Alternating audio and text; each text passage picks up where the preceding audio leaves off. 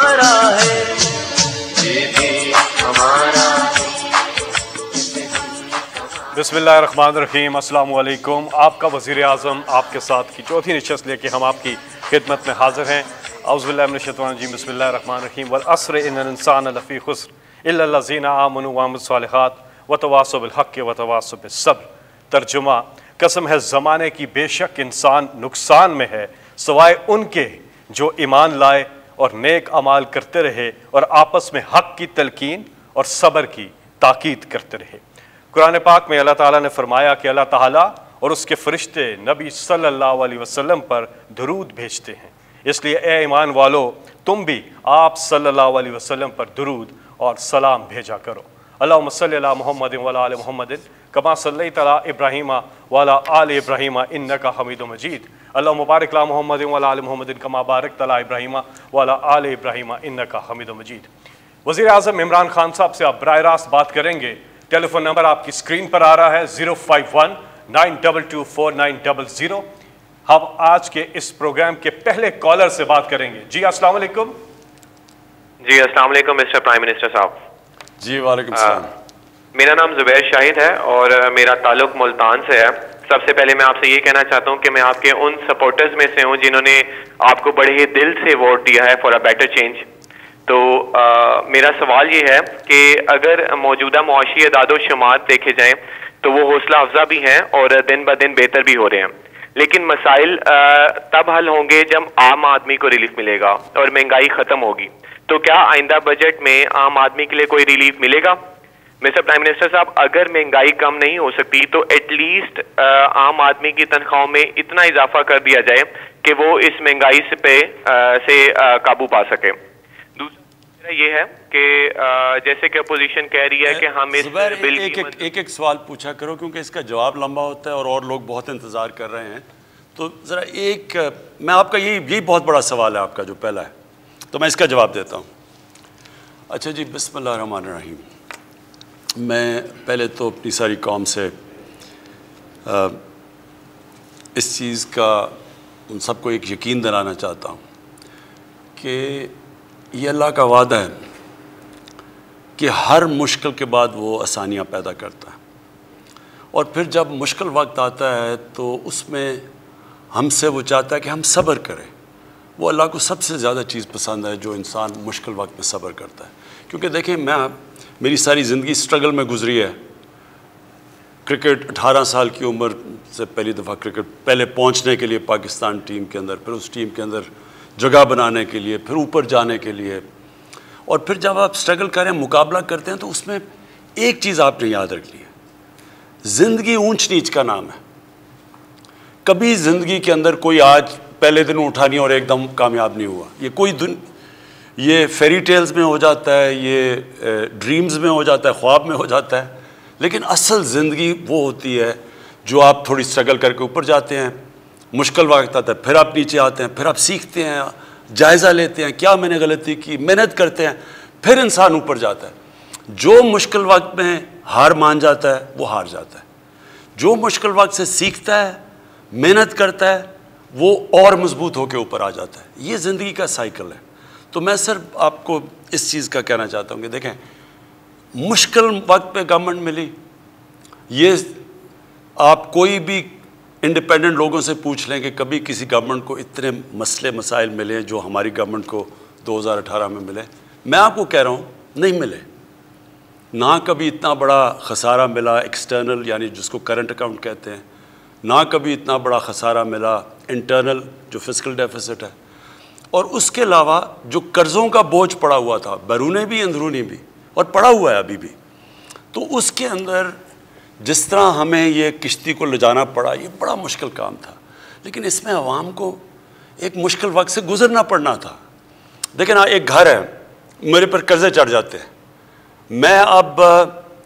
मैं अपने कर्ज़ों की किस्तें भी देनी है, कभी कोई बिजली का बिल मांगने आ रहा है, कभी कोई किराया मांगने आ रहा है, कभी कोई स्कूल फीस मांगने आ रहा है, तो मैंने वो कर्ज़े भी देने हैं, उसके बाद मैंने घर भी चलाना है। तो क्या करूँगा मैं अपने ख़र्चे कम करूँगा, मैं बच्चों को अच्छे महंगे स्कूल से दूसरे स्कूल में लेके आऊँगा जिसमें कम फीस है, मैं गोश्त की जगह दाल खाना शुरू कर दूँगा। मुझे ख़र्चे तो कम करने हैं ना, क्योंकि मैंने कर्जे देने हैं। तो लिहाजा जब तक मेरी आमदनी नहीं बढ़ती मुझे वो मुश्किल वक्त से गुजरना है। तो मैं पहले दिन से अपनी कौम को कहा था कि हमें एक मुश्किल वक्त से गुजरना पड़ेगा। जब एक मुल्क बैंकरप्ट हो जाए तो उसको अपने आप को उठाने के लिए टाइम चाहिए। लेकिन मुझे बड़ी खुशी है कि जो अल्लाह ने कामयाबी दी इस वक्त पे, यानी कोई भी ये उम्मीद लगा के नहीं बैठा था कि 4% के करीब, तकरीबन 4% ग्रोथ रेट होगी। और बल्कि कई माहिर समझ रहे हैं जो इंडिपेंडेंट है कि ये 4 से और ऊपर 4.5% पे भी पहुंच जाएगी, उससे भी ऊपर जा सके। तो इसका मतलब कि जो हम सोच रहे थे और हमारे मुखालिफ ख़ास तौर पे सोच रहे थे, उससे बहुत तेज़ी से ऊपर गए हम। उसकी कई वजूहात हैं, वो मैं बाद में तफसील से आपको बताता रहूँगा कि क्या क्या हमने कदम उठाए। तो एक तो ये बहुत इसलिए खुशाइन चीज़ है जो ज़ुबैर आपने सवाल पूछा कि लोगों की मुश्किलात क्या हैं। 2 ही मुश्किलें हैं, एक महंगाई है, दूसरी बेरोज़गारी है। ये 2 मुश्किल है ना सबसे ज़्यादा। तो जैसे जैसे आपकी ग्रोथ रेट बढ़ती है, यानी कि जब इकॉनमी के पहिया चलना शुरू होता है, कंस्ट्रक्शन शुरू होती है जो माशाल्लाह रिकॉर्ड पे है, जब गाड़ियाँ बननी शुरू होती हैं जो 55% गाड़ियों का सेल, ट्रैक्टरों का 60% मज़ीद सेल बढ़ गई है, मोटरसाइकिलों की, जब ये बनने शुरू होते हैं तो रोज़गार मिलना शुरू होता है, लोगों के हाथ में पैसा आता है, तो उससे फिर नौकरियां मिलनी शुरू होती है, गुर्बत कम होती है। तो ये एक बहुत बड़ा पहला खुशाइन कदम आ गया। वो दूसरी चीज़ पे मैं बाद में बात करूँगा, दूसरा सवाल, क्योंकि लोग महंगाई का भी पूछेंगे कि उसका हम क्या कर रहे हैं। लेकिन ये जो पहला इस वक्त जो हमारी ऑपोजिशन जिन्होंने पहले दिन से कहा कि नाहिल हैं और इनको निकाल देना चाहिए, और हालांकि अभी हम शुरू ही हुए थे, उन्हें पता था कितने मसले मसाइल हैं, फिर साथ साथ उन्होंने ये कहा कि अगर हमें NRO दे दो तो आप नाहिल नहीं होंगे, तो अगर आप NRO नहीं देंगे तो हम आपकी गवर्नमेंट नहीं चलने देंगे। और फिर फ़ौज को, पाकिस्तान की फ़ौज को कहते कि इलेक्टेड गवर्नमेंट को गिरा दो। कहते जी इलेक्शन ठीक नहीं हुआ, कोई सबूत भी नहीं दिया। हमने जब कहा था पिछला इलेक्शन ठीक नहीं, तो हमने 4 हलकों के बाकायदा काम करके बताया कि उन 4 हलकों में धांधली हुई थी जो चुने थे। तो वो इसलिए फंस गए हैं क्योंकि उन्होंने कहा इतनी नाअहल हुकूमत है, अब उनको समझ नहीं आ रही कि इतनी ज़्यादा ये ग्रोथ रेट 4% के करीब कैसे आ गई, क्योंकि उन्होंने खुद ही कहा नाअहल है।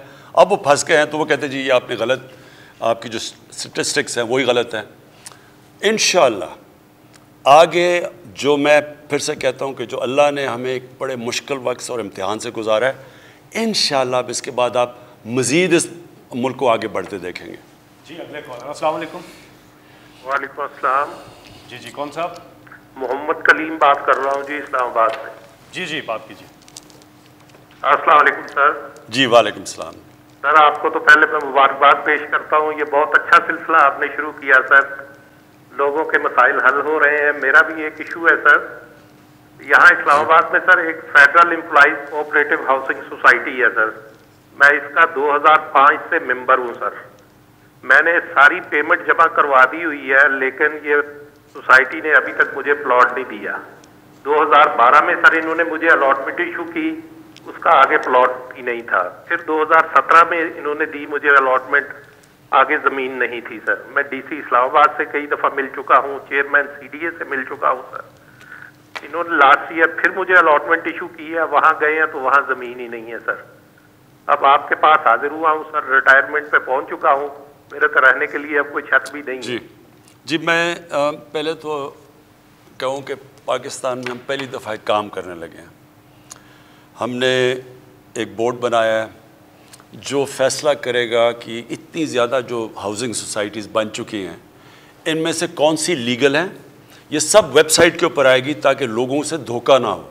पहले तो पता चले लीगल सोसाइटी कौन सी है, उनके ऊपर पूरी चीज़ें, फिर हम किन कंडीशंस पे लीगल बनेगी, वो अगर वो कंडीशंस मीट नहीं करती तो उसको अप्रूव नहीं किया जाएगा। फिर उनमें से और जो मुख्तलिफ़ किस्म की सोसाइटीज़ हैं, कई इलीगल हैं वो बंद कर देंगे, जो कि अभी काम ही थोड़ा सा शुरू हुआ है। कई सोसाइटीज़ इलीगल बन गई हैं लेकिन उन्होंने इतने ज़्यादा प्लॉट बेच दिए हैं कि वो अब लोग वहाँ रहना शुरू कर दिए हैं, तो उसके लिए एक और निज़ाम लेके आ रहे हैं। कहने का मकसद यह है, जस्टिस अजमत जो हमारे सुप्रीम कोर्ट के चीफ जस्टिस थे, उनके नीचे हमने अब एक कमेटी बनाई है जो बाकायदा कैटेगराइज कर रही है। तो आगे से ताकि ये जो हालात ना हो कि लोगों की ज़मीनें बेच देते हैं और उनके पास प्लॉट्स नहीं होते और फिर पैसे लेके बाहर भाग जाते हैं। तो उसको अवॉइड करने के लिए अब इसके ऊपर पूरा क्रैक डाउन कर रहे हैं। जो जहाँ तक आपका इशू है, मैंने यहाँ नोट करवा दिया है हमारे मिलिट्री सेक्रेटरी को, और इंशाअल्लाह हम आपको इसको रिस्पांस देंगे बाद में। जी अगले कॉलर, अस्सलाम वालेकुम। वालेकुम सलाम। जी जी, कौन सा बात कर रहे हैं? मैं फैसलाबाद से डॉक्टर मोहम्मद सईद अख्तर बात कर रहा हूँ जी जी जी डॉक्टर साहब। जी, मैं खारजा उमूर के हवाले से बात करना चाहूँगा। इस सिलसिले में 3 मसाइल की निशानदेही करूँगा। 2 मसाइल तो 20वीं सदी के वक्त से नौआबादियाती ताकतों के पैदा करता है। इनमें एक मसला फ़लस्तीन है। ये बात काबिल इत्मीनान है कि गजा में जंग बंदी हो गई है, मगर जनाब वज़ीर आज़म अब आगे क्या होगा? सहूनियों की तरफ से फ़लस्तीनियों के गस्ब-शुदा हुकूक को मुस्तकिल तौर पर कैसे बहाल कराया जा सकता है, और पाकिस्तान फ़लस्तीनियों की कौमी तहरीक की मुस्तकिल कामयाबी के लिए क्या किरदार अदा कर सकता है? दूसरा मसला कश्मीर है। ये रीजनल कोऑपरेशन की राह में सबसे बड़ी रुकावट है। आपकी हुकूमत का मौक़िफ़ ये है कि इंडिया जब तक 5 अगस्त 2019 के इक़दाम वापस नहीं लेता, उससे कोई बातचीत नहीं हो सकती। जनाब वज़ीर आज़म, अगर वो वापस नहीं लेता तो फिर पाकिस्तान की सिफारतकारी क्या होगी?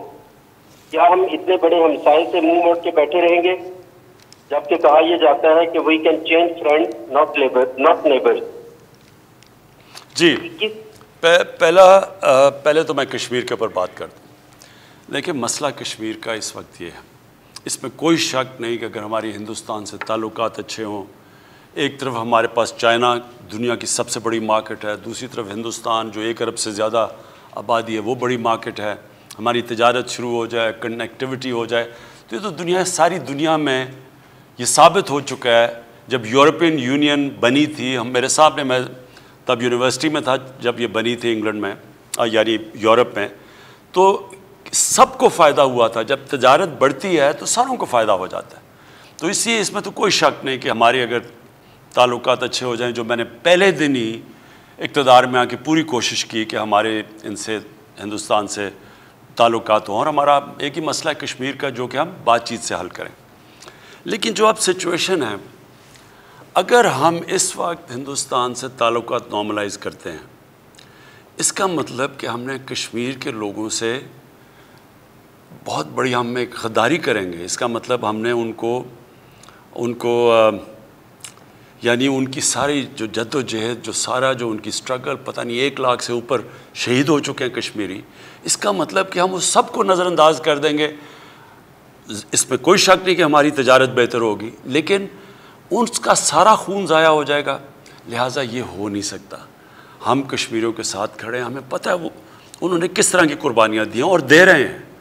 लिहाजा ये नहीं हो सकता कि उनके खून के ऊपर हम ये सोच लें कि पाकिस्तान की तिजारत बेहतर हो जाएगी। ये नहीं हो सकता।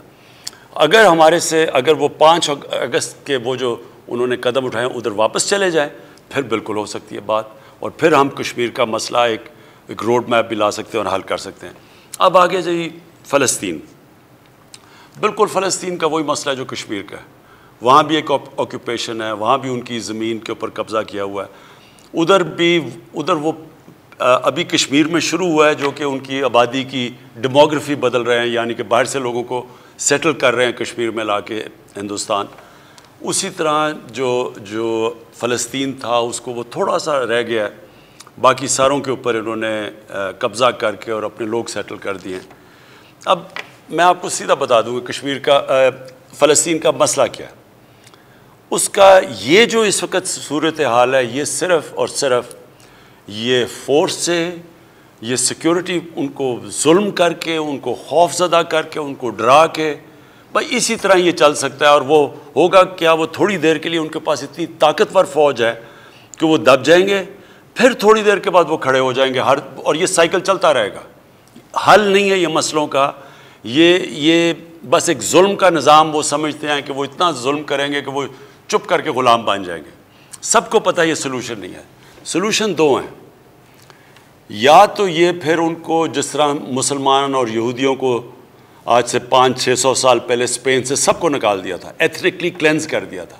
या तो ये वो करेंगे, वो जो सारी दुनिया देख रही है और वो आ गई दुनिया, पहली दफ़ा उसमें शऊर पैदा हुआ है सोशल मीडिया की वजह से। अमेरिका जैसी जगह पे अब पहली दफ़ा लोग शुरू हो गए कि फ़लस्तीनों पे जुल्म हो रहा है, जो कभी पहले मगरब में ऐसा नहीं कहा जाता था।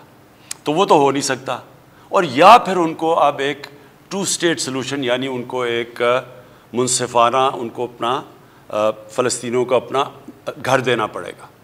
और मेरे ख़्याल में इस वक्त जो इंटरनेशनल मीडिया में भी और जो दुनिया में अब शऊर और जो जिस तरह की मूवमेंट चल पड़ी है, मेरे ख़्याल में अब आप देखेंगे कि ये मूवमेंट जाएगी एक फ़लस्तीनियों को एक उनको सेटलमेंट के लिए, 2 स्टेट सोल्यूशन। जी, आपकी कॉल्स का सिलसिला जारी है। नंबर है 051-922-4900। प्रोग्राम के अगले कॉल है। जी, अस्सलाम वालेकुम। वालेकुम अस्सलाम। जी जी, कौन साहब कहाँ से बात कर रहे हैं? सर मैं वाहिद स्टैंडियो मदीन सिंह से बात कर रहा हूँ। अस्सलाम वालेकुम प्राइम मिनिस्टर साहब। जी वालेकुम सलाम। मुझे आज तो मैं अल्लाह का लाख शुक्र अदा करता हूँ कि जिसने हम पसमंदा गरीब लोगों की आवाज़, प्यासे लोगों की आवाज़ आपके यहाँ पहुँचाई। इस उम्मीद के साथ इंशाअल्लाह हमारा जो दर्द है उसके मसले का हल आपके यहाँ से निकलेगा। प्राइम मिनिस्टर साहब, हम यहाँ पे मदीन के लोग प्यासे मर रहे हैं। इरिगेशन का निज़ाम यहाँ पे जो हमारे सिंध का है ये बिल्कुल करप्ट है, जिसकी वजह से पानी की मुनसिफाना तकसीम नहीं है।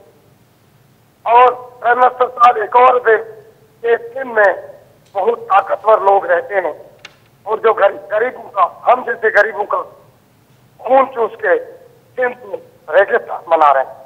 प्राइम मिनिस्टर साहब, हमें सिंध हुकूमत से बोला जाता है कि पानी वफाक से नहीं आ रहा।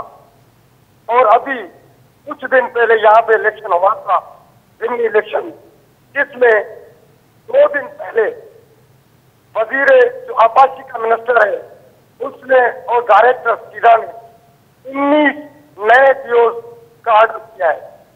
और हमें कहा जाता है कि हमारे पास पानी नहीं है। हम आपसे ये अपील करते हैं प्राइम मिनिस्टर साहब कि केंद्र के पानी पे रेंजर्स को तैनात किया जाए। जी, पानी का जो पानी का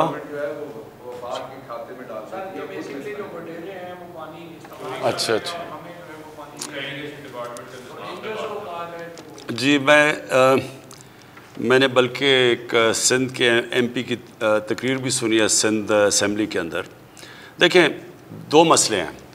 एक मसला कि सारे पाकिस्तान में पानी का मसला, मैं उसके ऊपर तो आपको इस वक्त अपनी कौम को इस चीज़ की एक चीज़ वाज़े करता हूँ कि 10 डैम्स इंशाल्लाह हम बना रहे हैं जो शुरू हुए हैं अगले 10 सालों तक। यानी हम वो जो कि पाकिस्तान को 50 साल पहले काम करना चाहिए था वो इंशाल्लाह हमारी हुकूमत आपको करके दिखाएगी।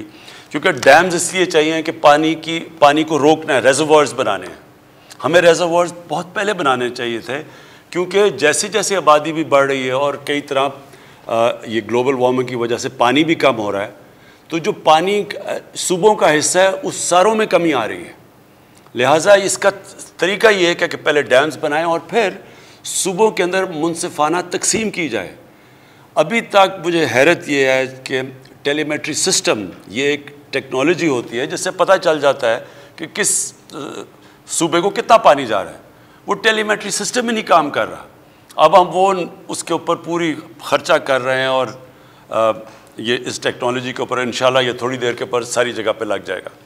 तो पहले चीज़ तो एक पानी के अंदर इजाफा, रेजर्वॉयर्स बना के, अगर रेजर्वॉयर्स नहीं बनते पानी में इजाफा नहीं होगा और आगे मज़ीद पानी का शदीद प्रॉब्लम आ सकता है। दूसरा कि जब वो पानी आ जाए तो फिर मुनसिफाना तकसीम हो, यानी सारे सूबे समझें कि हमें जो हमारा शेयर है वो मिल रहा है। तीसरी चीज़ जो कि सूबों के अंदर पानी की डिस्ट्रीब्यूशन है, ये भी एक बहुत बड़ा एक मसला बना हुआ है, क्योंकि जो बेचारा कमज़ोर और गरीब है, किसान है, उसके पास पानी नहीं पहुंचता, उसका पानी चोरी हो जाता है। और जो मैंने अभी सिंध असम्बली में सुना था, एक रूलिंग पार्टी के, पीपल्स पार्टी के MP ने तो उन्होंने भी ये कहा कि वहाँ जो ताकतवर है वो अपनी ज़मीन में पानी ले जाता है और बेचारा जो कमज़ोर है उसकी ज़मीनें खुश्क रहती हैं।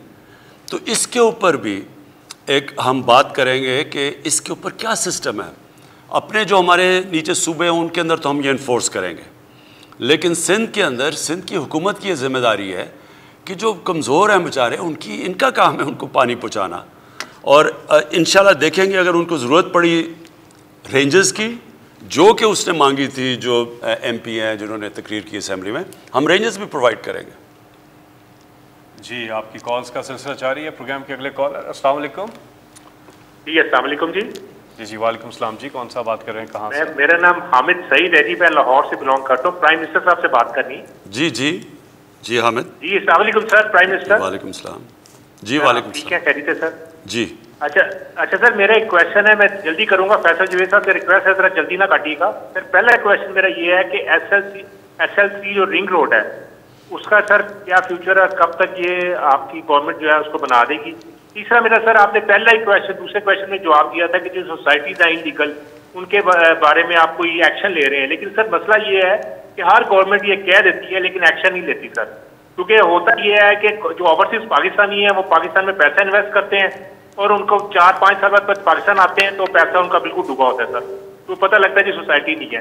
लेकिन सर जो आप इम्प्लीमेंट करना चाह रहे हैं सर, इसको एक लॉ बनाएं प्लीज, एक रिक्वेस्ट है, ताकि कोई भी एक एवरेज आदमी, एक जो बंदा पेंशन लेके बाहर आता है वो पैसा लगाता है, उसको अगले साल पता लगता है जी कि वो सोसाइटी प्लॉट ही नहीं दे रही। ये बिल्कुल, ये जो आपकी सोसाइटी, मैं आपको कहा कि इसकी 5 महीने से हम इसकी तैयारी कर रहे हैं अभी, और रिपोर्ट्स भी तैयार हो रही हैं, और ये जो कमेटी बनाई है जो कि फैसला करेगी कि कौन सी सोसाइटी जो इलीगल्स को कौन सी हमने बंद करनी है, कौन सी जिधर इतने ज़्यादा घर बन गए हैं इलीगली, लेकिन उनको बजाय बंद करने के सोसाइटी वालों को फ़ाइन करके और फिर उनको रेगुलराइज करें, और फिर आगे से ऐसे लॉज हों कि किसी ने भी इलीगल सोसाइटी बनाई उसको सीधे उसको क्रिमिनल ऑफेंस करें ताकि वो जेल में जाए, क्योंकि वो लूटता है बेचारे लोग। और ख़ास तौर पे जो बैरून मुल्क पाकिस्तानी हैं वो तो इन्वेस्ट ही करते हैं, उनकी कोशिश होती है पैसा कमा के और यहाँ घर बनाना।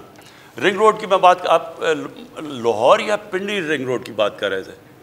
पिंडी। अच्छा, पिंडी रिंग रोड में ज़रा आपको बताऊँ, पहले तो पिंडी को रिंग रोड की बहुत ज़रूरत है और ये बड़ा अच्छा प्लान है ये रिंग रोड बनाने का, क्योंकि सारा पिंडी से ट्रैफिक बाहर चला जाता है। और वो पिंडी के अंदर भी फिर डेवलपमेंट जो हम करना चाहते हैं, अब नाला ले के ऊपर एक पूरी एक बिज़नेस डिस्ट्रिक्ट बनाना चाहते हैं। ये भी पूरा पिंडी की यानी रीजनरेशन है, पिंडी को रिवैम्प करना चाहते हैं, तो उसके लिए भी ये ज़रूरी है कि रिंग रोड बने। अब मसला ये आया कि मुझे इन्फॉर्मेशन मिली, और मुझे इन्फॉर्मेशन, क्योंकि 22 साल से पॉलिटिक्स, इक़्तिदार में आने से 22 साल में पॉलिटिक्स था, तो मेरे वर्कर्स हैं, हर जगह लोग हैं, PTI के लोग हैं जो मेरे, तो किसी ने मुझे इन्फॉर्मेशन दी कि रिंग रोड में एक बहुत बड़ा फ्रॉड हो रहा है। एक तो उसको बड़ा लंबा किया जा रहा है लोगों को फ़ायदा पहुंचाने में, और दूसरा ताकतवर लोगों को फ़ायदा पहुंचाने में, और दूसरा उसकी जो अलाइनमेंट इन्होंने की है ये बड़ी ख़तरनाक है, क्योंकि इन्होंने लोगों को फ़ायदा पहुंचाने में उसको वो सीधी, हमेशा मोटरवे या रिंग रोड सीधा जाता है, क्योंकि अगर आप उसमें ज़िगज़ैग कर दें तो वहाँ टकरें लगती हैं, फिर वो ज़्यादा ब्रॉड से कम कर दी गई लोगों को फ़ायदा पहुंचाने के लिए। तो उसके लिए फिर मैंने पहले इंक्वायरी की, फैक्ट फाइंडिंग जो मिशन जो इंक्वायरी थी उसमें पता चला वाकई ये है। अब ये पूरा एक ताकतवर टीम एंटी करप्शन के अंदर पूरा इसके ऊपर काम कर रही है, और इसका सारा 2 हफ्ते के अंदर पूरा हमें इसकी इंक्वायरी का रिज़ल्ट आ जाएगा और फिर हम एक्शन लेंगे।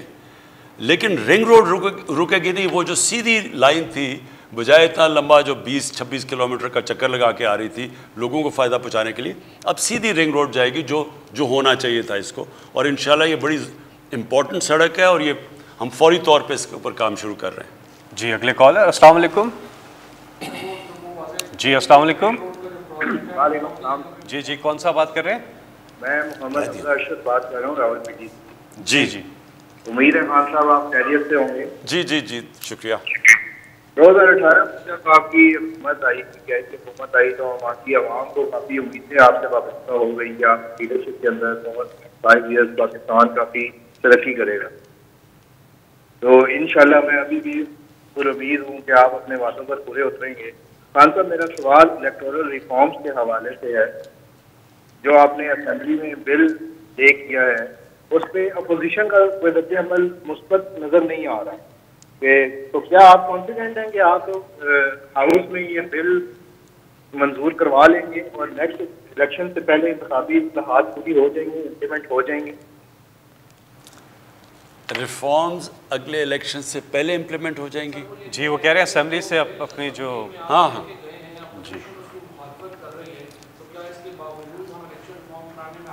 जी जी मैं देखिए, मैं आपको एक बात बताता हूँ। मैं मेरी कोई वालिद पॉलिटिक्स में नहीं थी, मैं कोई फैमिली पॉलिटिकल नहीं थी, तो मैं तो पॉलिटिक्स में तब आया था अकेला और थोड़े दोस्तों के साथ। तो मैंने ये जो एक बड़े प्रोसेस से गुजरा हूँ, इसमें मुझे जो तजर्बा मिला है वो बहुत कम लोगों को ऐसा तजर्बा मिल सकता है। क्योंकि देखिए, जो असल में स्ट्रगल में जो आप सीखते हैं वही आपको मजबूत कर देता है बड़े चैलेंजेस लेने के लिए।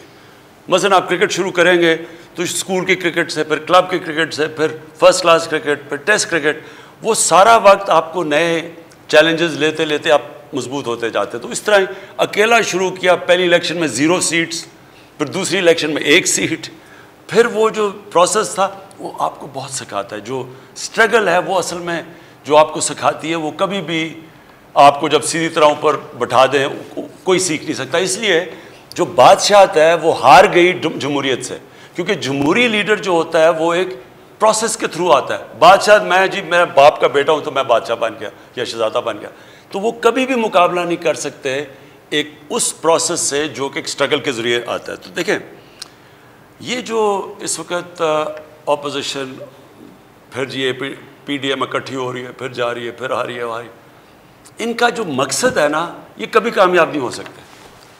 अगर इनका मकसद कौम के लिए हो तो अब तक जितनी मुश्किल हालात से कौम गुजरी है हमारे 2 सालों में, और जो हमारे लिए भी यानी मेरी ज़िंदगी के मुश्किल साल, तो अब तक हमारी गवर्नमेंट गिरा चुके होते हैं। लेकिन इनका मकसद ज़ात पे है। ये सिर्फ़ और सिर्फ इकट्ठे इसलिए हुए हैं, किसी नज़रिए के लिए नहीं, मुल्क के लिए नहीं। जो इनके ऊपर करप्शन केसेस जो हमारे से पहले के लगे हुए हैं, ये हमें चाह रहे हैं कि ब्लैकमेल करके वो करप्शन के केसेस ख़त्म करो। और ये समझते हैं कि अवाम इतनी बेवकूफ़ है कि वो मान जाएगी इनकी बातें कि वो जो 30 साल से हुकूमत कर रहे हैं, 30 साल से जिनकी शक्लें देख रहे हैं, जो साइकिलों पे थे वो आज लैंड क्रूज़र पे आ गए हैं, जो कि जिनकी साइकिलों की दुकान थी उनके लंदन मेफेयर में बेंटले और रोल्स रॉय के अलावा गाड़ी नहीं है, जो उन इलाकों में रह रहे हैं लंदन में, क्योंकि मैं लंदन जानता हूँ, जो वहाँ का कोई बरतानिया का प्राइम मिनिस्टर नहीं रह सकता, और बरतानिया की सालाना आमदनी 50 गुना पाकिस्तान से ज़्यादा है। उनकी 30% हमारी आबादी है और 50 गुना ज़्यादा उनकी सालाना आमदनी है। उनका प्राइम मिनिस्टर ये रहन सहन में रह सकता जो ये सब रहते हैं। तो अगर इनका ख्याल है कि कौम इतनी बेवकूफ़ है कि इनके साथ लग जाएगी, कि इनकी चोरियाँ बचाने के लिए, इनको NRO दिलवाने के लिए, ये पाकिस्तानी कौम को नहीं जानते। ये समझते हैं कि ये सारा वक्त कोई ना कोई ये ड्रामे करके ये आ जाएंगे। इनकी मेरे से आज सुन लें, ये जो आज घबरा के सारे इकट्ठे हुए हैं, इनकी वजह ये है, ये समझ नहीं रहे थे कि ये हुकूमत निकल सकेगी इस माशी क्राइसिस से। ये समझ रहे थे हम डूब जाएंगे। अब ये जो इन्होंने देखा है कि ये जो निकल गई है और आगे मज़ीद जो प्रेडिक्ट कर रहे हैं लोग कि ये अब और मज़ीद आगे बढ़ेगा, पाकिस्तान सही रास्ते पर लग गया, एक्सपोर्ट्स बढ़ गई, ये जो सारे इकनॉमिक इंडिकेटर्स हैं वो सही रास्ते पे हैं। अब ये फिर कोशिश करेंगे कुछ, मुझे पूरा शक है ये अभी बजट में भी कोशिश करेंगे, लेकिन ये किसी सूरत जीतेंगे नहीं, क्योंकि ये जिस लिए कोशिश कर रहे हैं, कौम जानती है ये क्या कोशिश कर रहे हैं, कि फिर से इनको चाहिए कि जो इनकी जो 5 उंगलियां घी में थी जो खाते जा रहे थे, इनको ये फिर से वो चाहते हैं, वो होगा नहीं। जी, आपकी कॉल्स का सिलसिला जारी है, नंबर आपकी स्क्रीन पर आ रहा है। यहाँ पे हम लेंगे एक ब्रेक के बाद फिर वापस आ सकते हैं।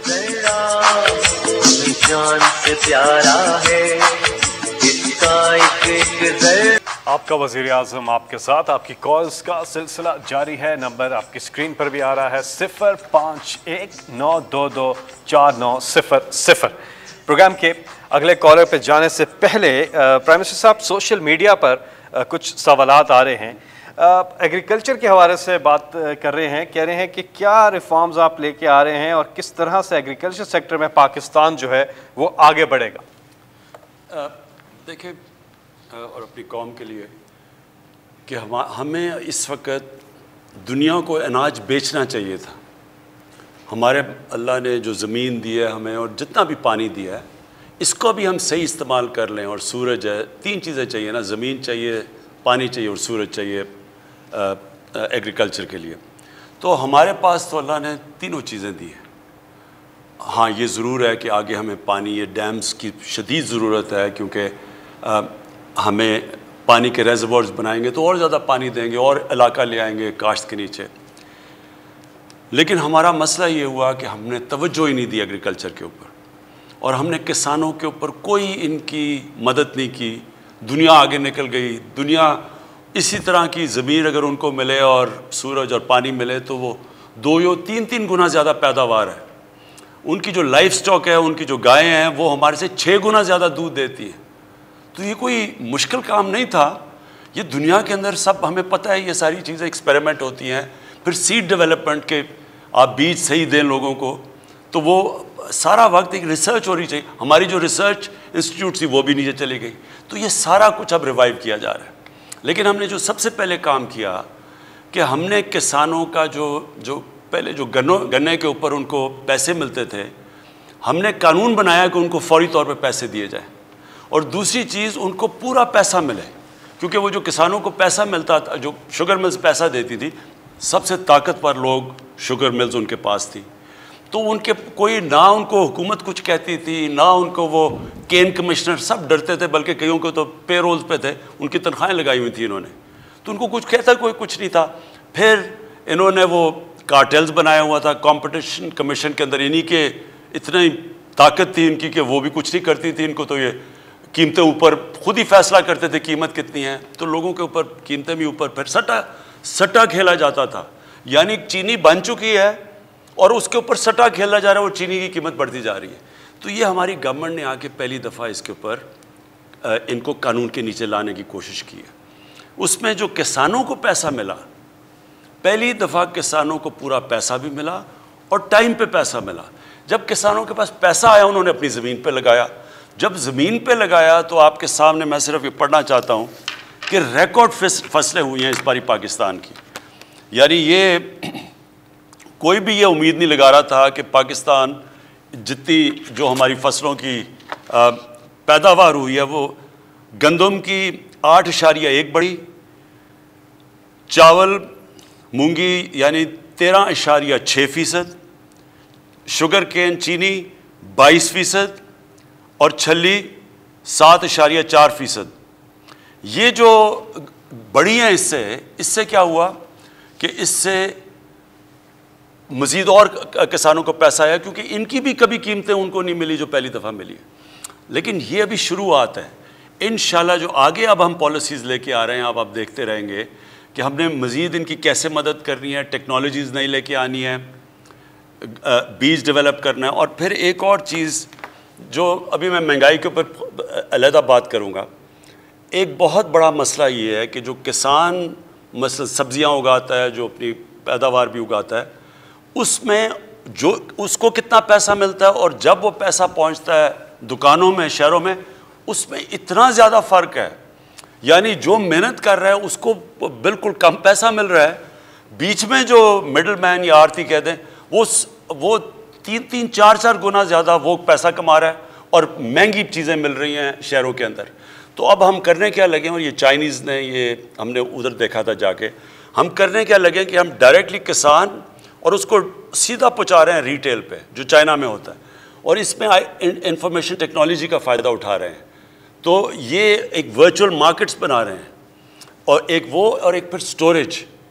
जब किसान को उसको मुश्किल ये होती है कि वो जल्दी जल्दी अपनी चीज़ें सस्ती बेचता है, क्योंकि वो ख़राब होनी होती हैं, उसके लिए स्टोरेज चाहिए। हमने अभी फ़ैसला किया है कि हम इंशाल्लाह 900 नई स्टोरेज फैसिलिटीज़ बना रहे हैं पाकिस्तान में, ताकि किसानों अपनी उनको चीज़ भी रख सके और टाइम पे बेचे ताकि उनको कीमत मिले। और फिर ट्रांसपोर्टेशन के ऊपर भी मेहनत करें, जो चाइनीज़ ने किया था कि ट्रांसपोर्टेशन ऐसी हो कि उनकी फसलें, फ्रूट, फल और ये जो सब्ज़ी ये ज़ाया ना हो। और इसके लिए ये बड़ा ज़रूरी है कि स्टोरेज भी हो, ट्रांसपोर्टेशन भी हो। हमारा कई अंदाज़ा लगाया जाता है कि 30% हमारा फल ज़ाया हो जाता है, 30% सब्ज़ियाँ ज़ाया हो जाती हैं। और इसके एक और भी तरीका है कि फूड प्रोसेसिंग, यानी हम वो अब छोटे छोटे फूड प्रोसेसिंग लगाने लगे हैं। इसके लिए हम कर्ज़े भी देंगे बड़े बड़े सस्ते, ताकि ये मैक्सिमम बेनिफिट किसान को मिले। जितना किसान को फ़ायदा होगा उतना ज़्यादा वो पैसा अपनी ज़मीन पे लगाए, उतनी ज़्यादा पैदावार बढ़ेगी। जी, अगले कॉलर हमारे साथ। अस्सलाम वालेकुम। जी वालेकुम अस्सलाम। जी, कौन बात कर रही हैं, कहाँ से? जी, मैं तबस्सुम फैसल बात कर रही हूँ, लाहौर से। जी, आपका क्या सवाल है प्राइम मिनिस्टर साहब से? जी, फर्स्ट ऑफ ऑल मैं आपकी गुड एफर्ट्स को अप्रिशिएट करना चाहूँगी, क्योंकि इस मुश्किल वक्त में आप जैसा लीडर हमारे लिए अल्लाह ताला की बहुत बड़ी ब्लेसिंग है। बाकी मेरा क्वेश्चन जो है वो हमारे हेल्थ सिस्टम से रिलेटेड है। आपकी हुकूमत जो हेल्थ सिस्टम में रिफॉर्म्स लेकर आ रहे हैं वो बहुत अच्छी है, लेकिन इसमें जो हेल्थ कार्ड दिया जा रहा है तो क्या ये वाकई में जो है वो एप्लीकेबल है? क्योंकि हॉस्पिटल्स में जब आवाम ये लेकर जाते हैं तो उसको वो रिस्पॉन्स नहीं दिया जाता। मैं क्योंकि अभी पंजाब में आदत नहीं पड़ी, क्योंकि ये सबसे पहले हेल्थ कार्ड हमने पख्तूनख्वा में लेके आए थे, तो वहाँ अब लोगों को समझ आ गई हेल्थ कार्ड क्या है। तो मैं सिर्फ आपको ये पख्तूनख्वा का बताना चाहता हूँ कि उन्होंने जो सिर्फ फैसिलिटी का फ़ायदा उठाया है हेल्थ कार्ड का पख्तूनख्वा के अंदर, वो 10 अरब रुपया है। यानी 10 अरब रुपए की फैसिलिटी हेल्थ कार्ड पे वो यूटिलाइज़ कर चुके हैं, क्योंकि वो लोगों को आदत पड़ गई है। ये किसी को अभी समझ ही नहीं आ रही कि हेल्थ कार्ड ये कितनी बड़ी अल्लाह की नेमत है। मतलब ये कि आपके पास पख्तूनख्वा में 10 लाख रुपया एक हेल्थ इंश्योरेंस एक ख़ानदान को है। वो किसी भी गवर्नमेंट हॉस्पिटल में जाके 10 लाख रुपए तक अपना इलाज करवा सकते हैं। पंजाब ने अभी तक 2 डिविजन्स में कर दिया है, साहिवाल और डीजी खान डिवीज़न में उन्होंने सबको हेल्थ कार्ड दे दिया है। और वो साल के एंड तक सारे पंजाब के ज़िलों के अंदर ये हेल्थ कार्ड पहुंच जाएगा इस साल के एंड तक। और इससे होगा उन्होंने 7,30,000 रुपया हर हेल्थ कार्ड पे रखा है, लेकिन अगर मज़ीद और ज़रूरत पड़े हॉस्पिटल में तो 3 लाख तक और वो देंगे पंजाब गवर्नमेंट। मैं सिर्फ आपको ये समझाना चाहता हूँ अपनी कौम को भी कि देखिए, मेरी सबसे बड़ी ये ख्वाहिश थी कि इस मुल्क में गरीब आदमी को अगर घर में बीमारी हो, उसको ये खौफ ना हो कि मैं अगर हॉस्पिटल जाऊंगा तो मेरे पास पैसा नहीं होगा।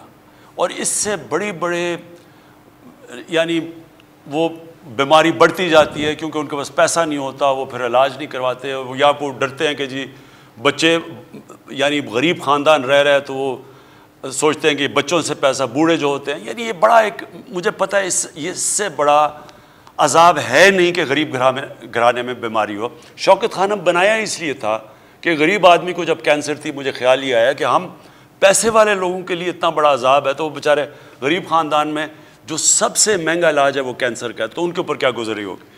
तो देखें, ये सिर्फ ये हेल्थ कार्ड नहीं है, ये एक हेल्थ सिस्टम है। ये हेल्थ कार्ड हेल्थ सिस्टम है। और वो कैसे? गवर्नमेंट के पास कभी भी इतना पैसा नहीं आएगा कि हम सारे मुल्क में हॉस्पिटल्स का जाल, गवर्नमेंट हॉस्पिटल्स का जाल बिछा सकें। बदकिस्मती ये है कि जो हमारे एग्जिस्टिंग हॉस्पिटल्स भी हैं, वो भी आप जब बड़े शहरों से बाहर जाते हैं तो उनके अंदर भी डॉक्टर्स नहीं जाते। डॉक्टर्स की तनख्वाहें भी लगी होती हैं, लेकिन वो जाते नहीं हैं। और BHUs जो बेसिक हेल्थ यूनिट है, वो ज़्यादातर खाली पड़े रहते हैं, क्योंकि वहाँ जो डॉक्टर्स हैं वो बड़े शहरों से इसलिए नहीं जाते कि बच्चों के स्कूल होते हैं, ये जो भी प्रॉब्लम्स। लिहाजा इसका एक ही तरीका है कि प्राइवेट सेक्टर आए। प्राइवेट सेक्टर क्यों नहीं आता? वो इसलिए नहीं आता कि उनको ये होता है कि अगर देहात में हॉस्पिटल लगाएंगे, लोगों के पास पैसा ही नहीं है, तो पैसा किधर से बनाएंगे? तो कोई खैरात में तो नहीं हॉस्पिटल बनाएगा ना, ऐसे भी बनते हैं, लेकिन ज़्यादातर तो लोग इसलिए बनाएंगे कि उनको भी कोई उस पैसे मुनाफा हो। तो हेल्थ कार्ड एक ऐसी चीज़ आ गई है कि वो सारे गरीब लोगों के पास अब हेल्थ कार्ड होगा। कोई भी किसी अस्पताल में जाके अपना इलाज करवा सकता है हेल्थ कार्ड दे के, हेल्थ इंश्योरेंस दे के। इसकी वजह से प्राइवेट सेक्टर आएगा। अब प्राइवेट सेक्टर के लिए इस बजट के अंदर हम क्या करने लगे हैं, जितनी भी हेल्थ इक्विपमेंट है, यानी हॉस्पिटल्स के लिए जो भी इक्विपमेंट आपने बाहर से इंपोर्ट करनी है जो पाकिस्तान में नहीं बनती, वो ड्यूटी फ्री होगी। किसी किस्म का हम उसके ऊपर टैक्स नहीं चार्ज करेंगे। और फिर हम कोशिश कर रहे हैं कि जो औकाफ की ज़मीनें हैं और जो ये वैक्यू ट्रस्ट की ज़मीनें हैं जिनके ऊपर कब्ज़े होते रहते हैं, रेलवे की भी कई ज़मीनें, इनके ऊपर हम हॉस्पिटल्स को बड़े सस्ते दामों पे उनको ज़मीन देंगे, ताकि हॉस्पिटल, वो असल में इतनी ज़मीनों की महंगी है कि वो सोचते हैं कि हम हॉस्पिटल भी बनाएं और उसके ऊपर फिर इतना ख़र्च भी करें और फिर कैसे नफ़ा भी कैसे बनेगा, लिहाजा उनको सस्ती ज़मीनें देंगे। सस्ती ज़मीनें, ड्यूटी फ्री इक्विपमेंट और हेल्थ कार्ड, ये इंशाअल्लाह आने वाले दिनों में आप देखेंगे कि पाकिस्तान में हॉस्पिटल्स का, प्राइवेट हॉस्पिटल का जाल फैल जाएगा और वो हमारा हेल्थ सिस्टम होगा। बहुत बहुत शुक्रिया प्राइम मिनिस्टर साहब, बड़ी तफसील से आपने हेल्थ कार्ड के हवाले से आगाह किया। एक और बात है कि जो आपका शनाख्ती कार्ड है वही आपका हेल्थ कार्ड है। बहुत से लोग कन्फ्यूज़ होते हैं कि हेल्थ कार्ड है कहाँ, तो आपका शनाख्ती कार्ड जो है वही आपका हेल्थ कार्ड है। वो जब आप हॉस्पिटल लेके जाएंगे तो उसी से आपको ये फैसिलिटी मिलेगी। प्रोग्राम के पख्तूनख्वा में, अभी पंजाब में, क्योंकि जब तक सारे पंजाब में नहीं पहुँचता तो अभी सिर्फ 2 डिवीज़न हुए हैं, लेकिन पख्तूनख्वा के अंदर जो आपका ID कार्ड है वो आपका हेल्थ कार्ड है। जी, प्रोग्राम के अगले कॉलर, अस्सलाम वालेकुम। आपकी कॉल्स का सिलसिला जारी है। नंबर आपकी स्क्रीन पर भी आ रहा है 0519224900। जी, अस्सलाम वालेकुम। हेलो जी, अस्सलाम वालेकुम। जी वालेकुम सलाम। कौन साहब, कहाँ से बात कर रहे हैं? जी, मोहम्मद शहजाद बात कर रहा हूँ, चीचा वतनी से। जी मेरा वज़ीर साहब से सवाल है कि जो माशी इशारिये और मसूलात में बेहतरी आई है और FBR की वजह से रिकॉर्ड वसूली में रिकॉर्ड इजाफा हुआ है, तो आपने अपनी वज़ीर साहब ने अपनी टीम को मुबारकबाद की दी है, लेकिन जो गैर जानिबदार तजिया नगार हैं और सियासी जो अपोजिशन वाले हैं, ये तो इस बात को मानने के लिए तैयार नहीं है और मान नहीं रहे इस बात को। क्या हमें ये वसूलात जो हैं ये आर्जी तो नहीं है, या हमें फिर इससे IMF के पास जाना पड़ेगा? क्या मानते नहीं हैं या मानने के लिए तैयार नहीं हैं? ये 2 फ़र्क चीज़ें हैं। मानना चाहते नहीं हैं। अच्छा, मैं आपको बताऊं, देखें, पहले तो FBR का मैं कह दूं, ये पाकिस्तान की तारीख में रिकॉर्ड हुआ है, रिकॉर्ड कलेक्शन है। कभी हमारे मुल्क में 4000 अरब रुपए से ज़्यादा टैक्स कलेक्ट नहीं हुआ। और याद रखिए, कोरोना का काफ़ी नुकसान हुआ है। हमें क्या, सारी दुनिया में कोरोना की वजह से नुकसान हुआ। वो अल्लाह का करम है कि पाकिस्तान ने, और मैं अपनी NCOC टीम जो हमारी, जिसने बड़ा डेटा बेस्ड एनालिसिस किया और उन्होंने बड़े ज़बरदस्त किस्म का हमें गाइड किया, सारे मुल्क में हर चीज़ देख के जो हमने वो साइंटिफिकली हमने जो फ़ैसले किए, अल्लाह का करम है कि दुनिया में आप देख लें कि पाकिस्तान सबसे बेहतरीन तरीके से निकला कोरोना में। लेकिन हमने ये भी किया कि हमने अपने लोगों को बचाया। लॉकडाउन से जो गुर्बत बढ़ती है, जो हिंदुस्तान में आज हाल है और दुनिया में भी, हमने काफ़ी तौर अपने लोगों को उससे उनकी हिफाजत की, उनको बचाया इससे।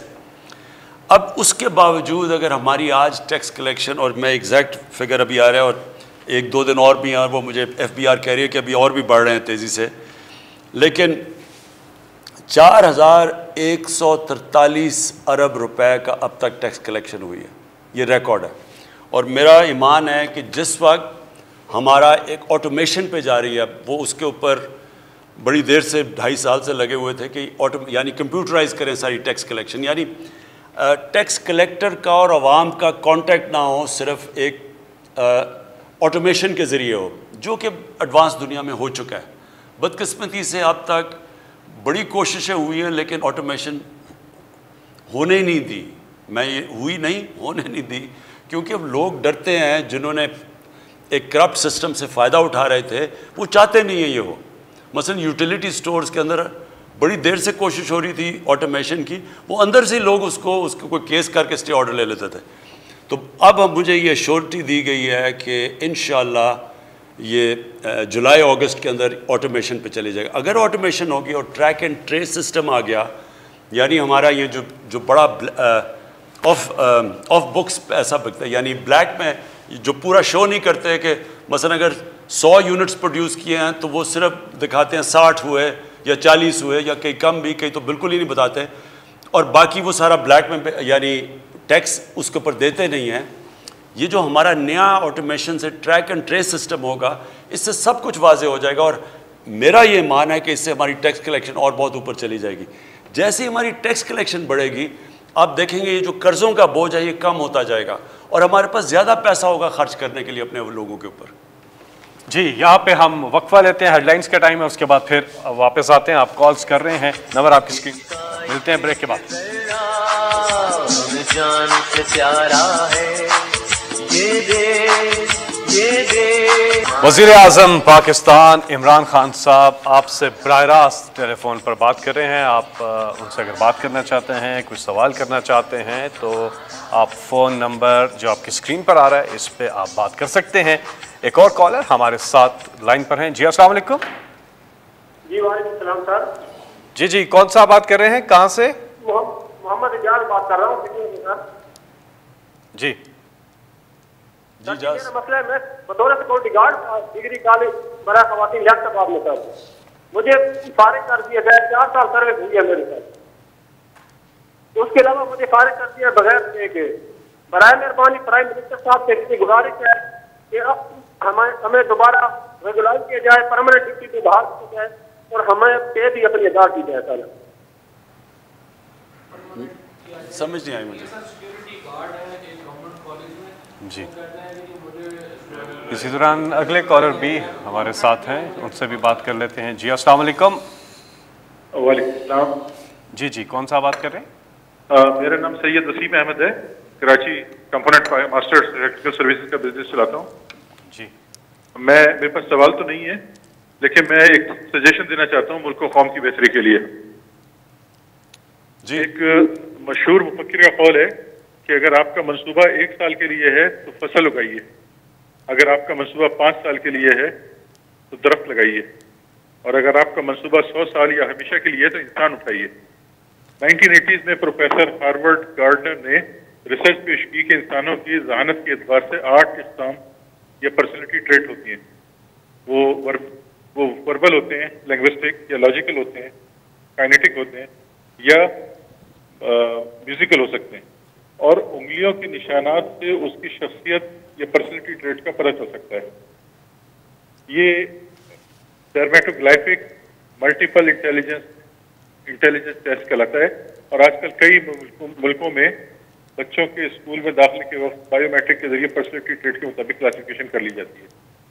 आपके डिजिटलाइजेशन के विजन और दिलचस्पी को देखकर ये हिम्मत पैदा हुई है कि तजवीज़ पेश की जाए कि अगर हमारे यहाँ भी बच्चों को स्कूल में दाखिले के वक्त डिजिटाइज बायोमेट्रिक के जरिए पर्सनैलिटी ट्रेट के मुताबिक ग्रुपिंग कर ली जाए, तो न सिर्फ बच्चे तालीम में चौकड़ियाँ भरते हुए पढ़ेंगे क्योंकि उनका एम्बिशन होगा, उसके एम्बिशन के मुताबिक हम उनको पढ़ा रहे होंगे, बल्कि उनके तालीमी अखराजात, वक्त और कोशिशों में भी खातिर ख्वाह कमी वाक़ई होगी। और नतीजतन हुकूमत को पहले से मालूम होगा कि इस सिस्टम के जरिए से अगले चंद सालों में मुल्क को कितने इंजीनियर, कितने खिलाड़ी, कितने फौजी, कारोबारी या फनकार तैयार मिलेंगे। जी बहुत बहुत शुक्रिया, आपकी तजवीज़ नोट कर ली है। अगले कॉलर हमारे साथ। जी अस्सलाम वालेकुम। जी अस्सलाम वालेकुम। अस्सलाम वालेकुम। जी वालेकुम सलाम। जी कौन सा है, कहाँ से बात कर रही हैं? जी मेरा नाम फरादीपा है और मेरा ताल्लुक KPK से है, मोहल्ला शावली के तार के सखवानी बाजार। सर जी हमारी गली का बुरा हाल है, टूटी फूटी हुई है, मुरम्मत कोई नहीं हो रही, साल से ज्यादा अच्छा हो गया है। आज तक कोई MNA नहीं आया, MPA नहीं आया कि आके कोई जहमत गवारा करे, और बुजुर्ग हजरात भी गिर रहे हैं, बच्चे भी गिर रहे हैं, और प्लीज आपसे रिक्वेस्ट है कि हमारी गली की मरम्मत हो जाए। ओके जी, आपसे भी जो टीम है प्राइम मिनिस्टर ऑफिस से वो रब्ता करेगी। और एजाज साहब थोड़ी देर पहले हमारे साथ थे जिनका नौकरी से फारिग किए जाने का कोई इश्यू था, उस हवाले से भी एजाज साहब आपसे जो प्राइम मिनिस्टर ऑफिस की टीम है वो रब्ता करेंगे। एक और क्वेश्चन है जी, सोशल मीडिया पे आया है, वो कहते हैं कि हम थक के हैं ये सुन सुन के कि पुलिस के अंदर बेहतरी आएगी। जिस तरह खैबर पख्तूनख्वा में पुलिस रिफॉर्म्स हुई, अभी तक हमें पंजाब के अंदर कोई ऐसी चीज़ नज़र नहीं आती, ख़ास तौर पे जो दही इलाके हैं पंजाब के, वहाँ पर बहुत ज़्यादा ज़्यादती होती है लोगों के साथ। इस हवाले से वो कह रहे हैं कि कब तक पुलिस रिफॉर्म्स पंजाब के अंदर आएंगी। प्राइम मिनिस्टर साहब देखें, एक इदारे को बनाना टाइम लगता है। आप एक इदारे को, एक नया इदारा खड़ा होना बड़ी जल्दी हो जाता है। एक इदारा जो ख़राब हो चुका है उसको ठीक करना सबसे मुश्किल काम है। आपको सिर्फ मैं पंजाब पुलिस की एक चीज़ आपको, मरहूम आईजी थे अब्बास खान, इन्होंने 1993 में लाहौर हाई कोर्ट में एक रिपोर्ट दर्ज करवाई थी, और वो रिपोर्ट इसलिए कि लाहौर हाई कोर्ट ने ये जो आपने आज मेरे से सवाल पूछा है, ये 1993 में उन्होंने आईजी से पूछा कि ये पंजाब पुलिस का क्यों इतने बुरे हालात हैं, क्यों यहाँ लोग फील नहीं करते, लोगों को एतमाद नहीं है इस पर। तो वो रिपोर्ट, काफ़ी बड़ी उन्होंने रिपोर्ट दी थी। उसके अंदर मैं सिर्फ आपको एक पढ़ के, मेरे ख्याल में पेज 18 पे एक वो पैराग्राफ था। उन्होंने कहा, और ये नवाज शरीफ के दौरान में 85 से लेकर 93 तक पंजाब में पहले चीफ मिनिस्टर थे, फिर प्राइम मिनिस्टर, तो उन्होंने कहा कि 25,000 लोगों को पंजाब पुलिस में इंडक्ट किया मेरिट को हटा के, और इनमें से ज़्यादातर लोगों से पैसे लेके इंडक्ट किया गया। और फिर जो सबसे खौफनाक बात थी, इनमें से कई हार्डन्ड क्रिमिनल्स थे, मुजरिम थे, जिनको पुलिस में इंडक्ट किया। ये 1993 की रिपोर्ट है। देखें, जब पुलिस को आप गलत चीज़ों के लिए इस्तेमाल करेंगे तो पुलिस, क्या ख्याल है कि वो पुलिस ठीक चली जाएगी? जब आप मुखालफिन के ख़िलाफ़ उसको इस्तेमाल करेंगे। आज आप सिर्फ ये देख लें कि पुलिस जो पंजाब में है, इससे कितने इन्होंने एक्स्ट्रा जुडिशल किलिंग, यानी कि जो लोग मरवाए हैं पुलिस मुकाबले के नाम पे, ज़रा पता चलवाएं कि इनके दौर में कितने लोग मरवाए गए थे।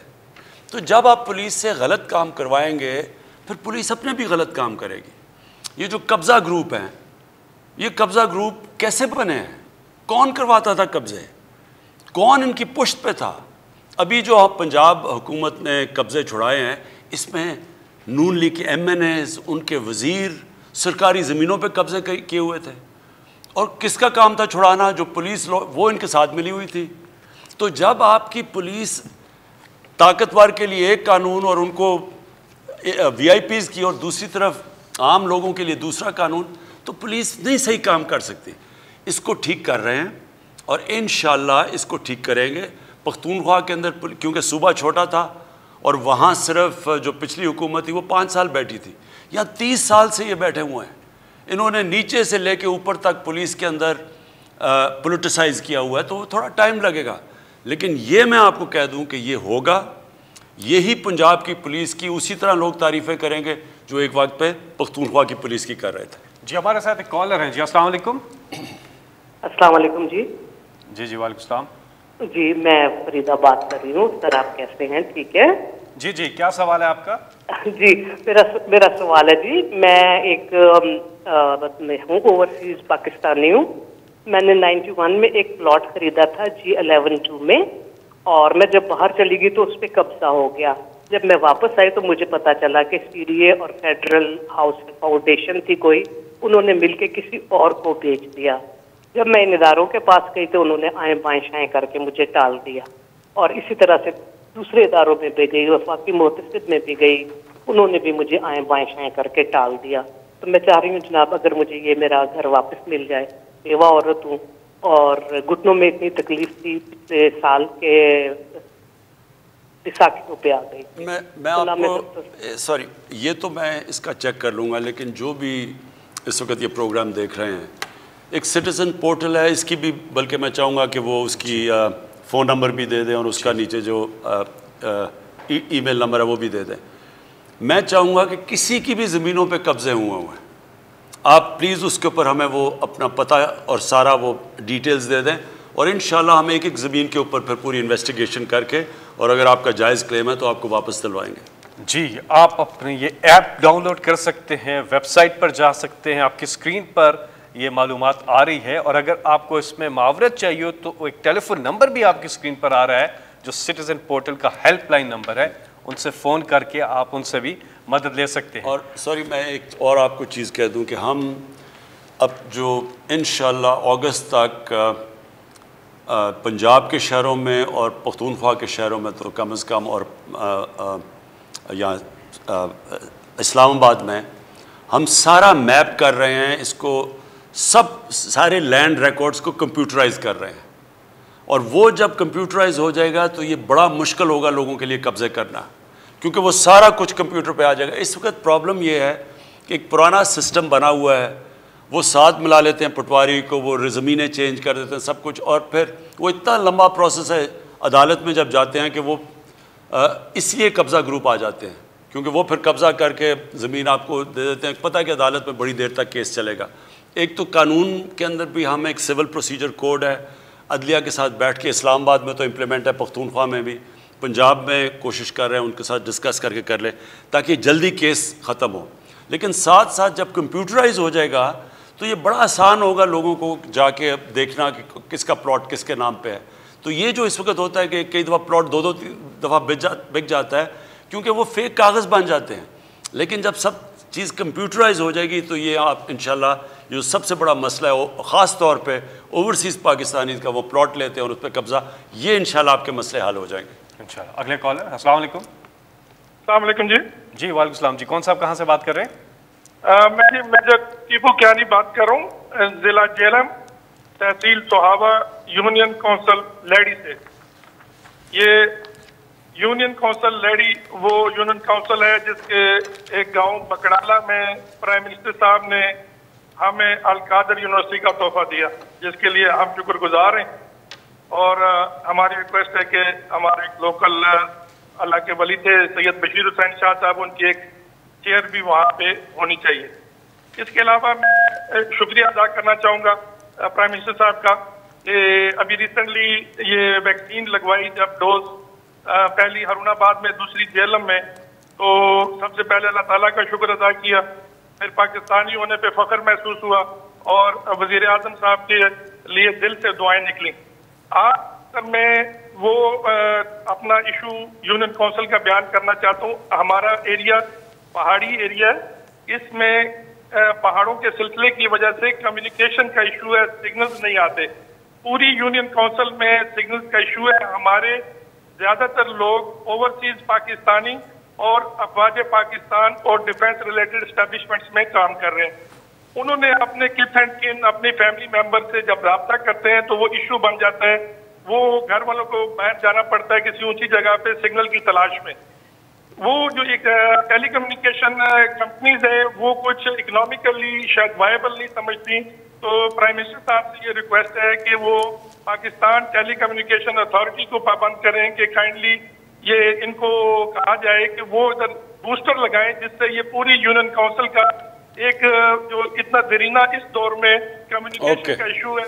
ओके, मैं सिर्फ एक चीज़ ये जो आपने बात की अल-कादर यूनिवर्सिटी की, अल-कादर यूनिवर्सिटी गवर्नमेंट की नहीं है, ये मैंने प्राइवेट इन्वेस्टर से पैसा जमा करके तो ये बनाई है। मैं सिर्फ आज सबको ये इसी बात करना चाहता हूँ कि देखें, एक कौम उठती है, एक तो वो अपने इदारे सही करती है, मेरिटोक्रेसी लेके आती है, उसके इदारे तकड़े होते हैं। और जब कोई भी कौम, आपका मुकाबला हो रहा था दूसरी किसी मुल्क के साथ, जिस मुल्क के इदारे बेहतर होते हैं, मेरिट पे होते हैं, वो आगे निकल जाती है। लेकिन साथ साथ एक और चीज़ होती है, एक कौम का कैरेक्टर होता है। कौमों के कैरेक्टर बहुत बड़ी चीज़ होती है। जब हम अपनी बात करते हैं कि मुसलमान कब राइज़ किए थे, तो वो मदीना की रियासत बनी थी।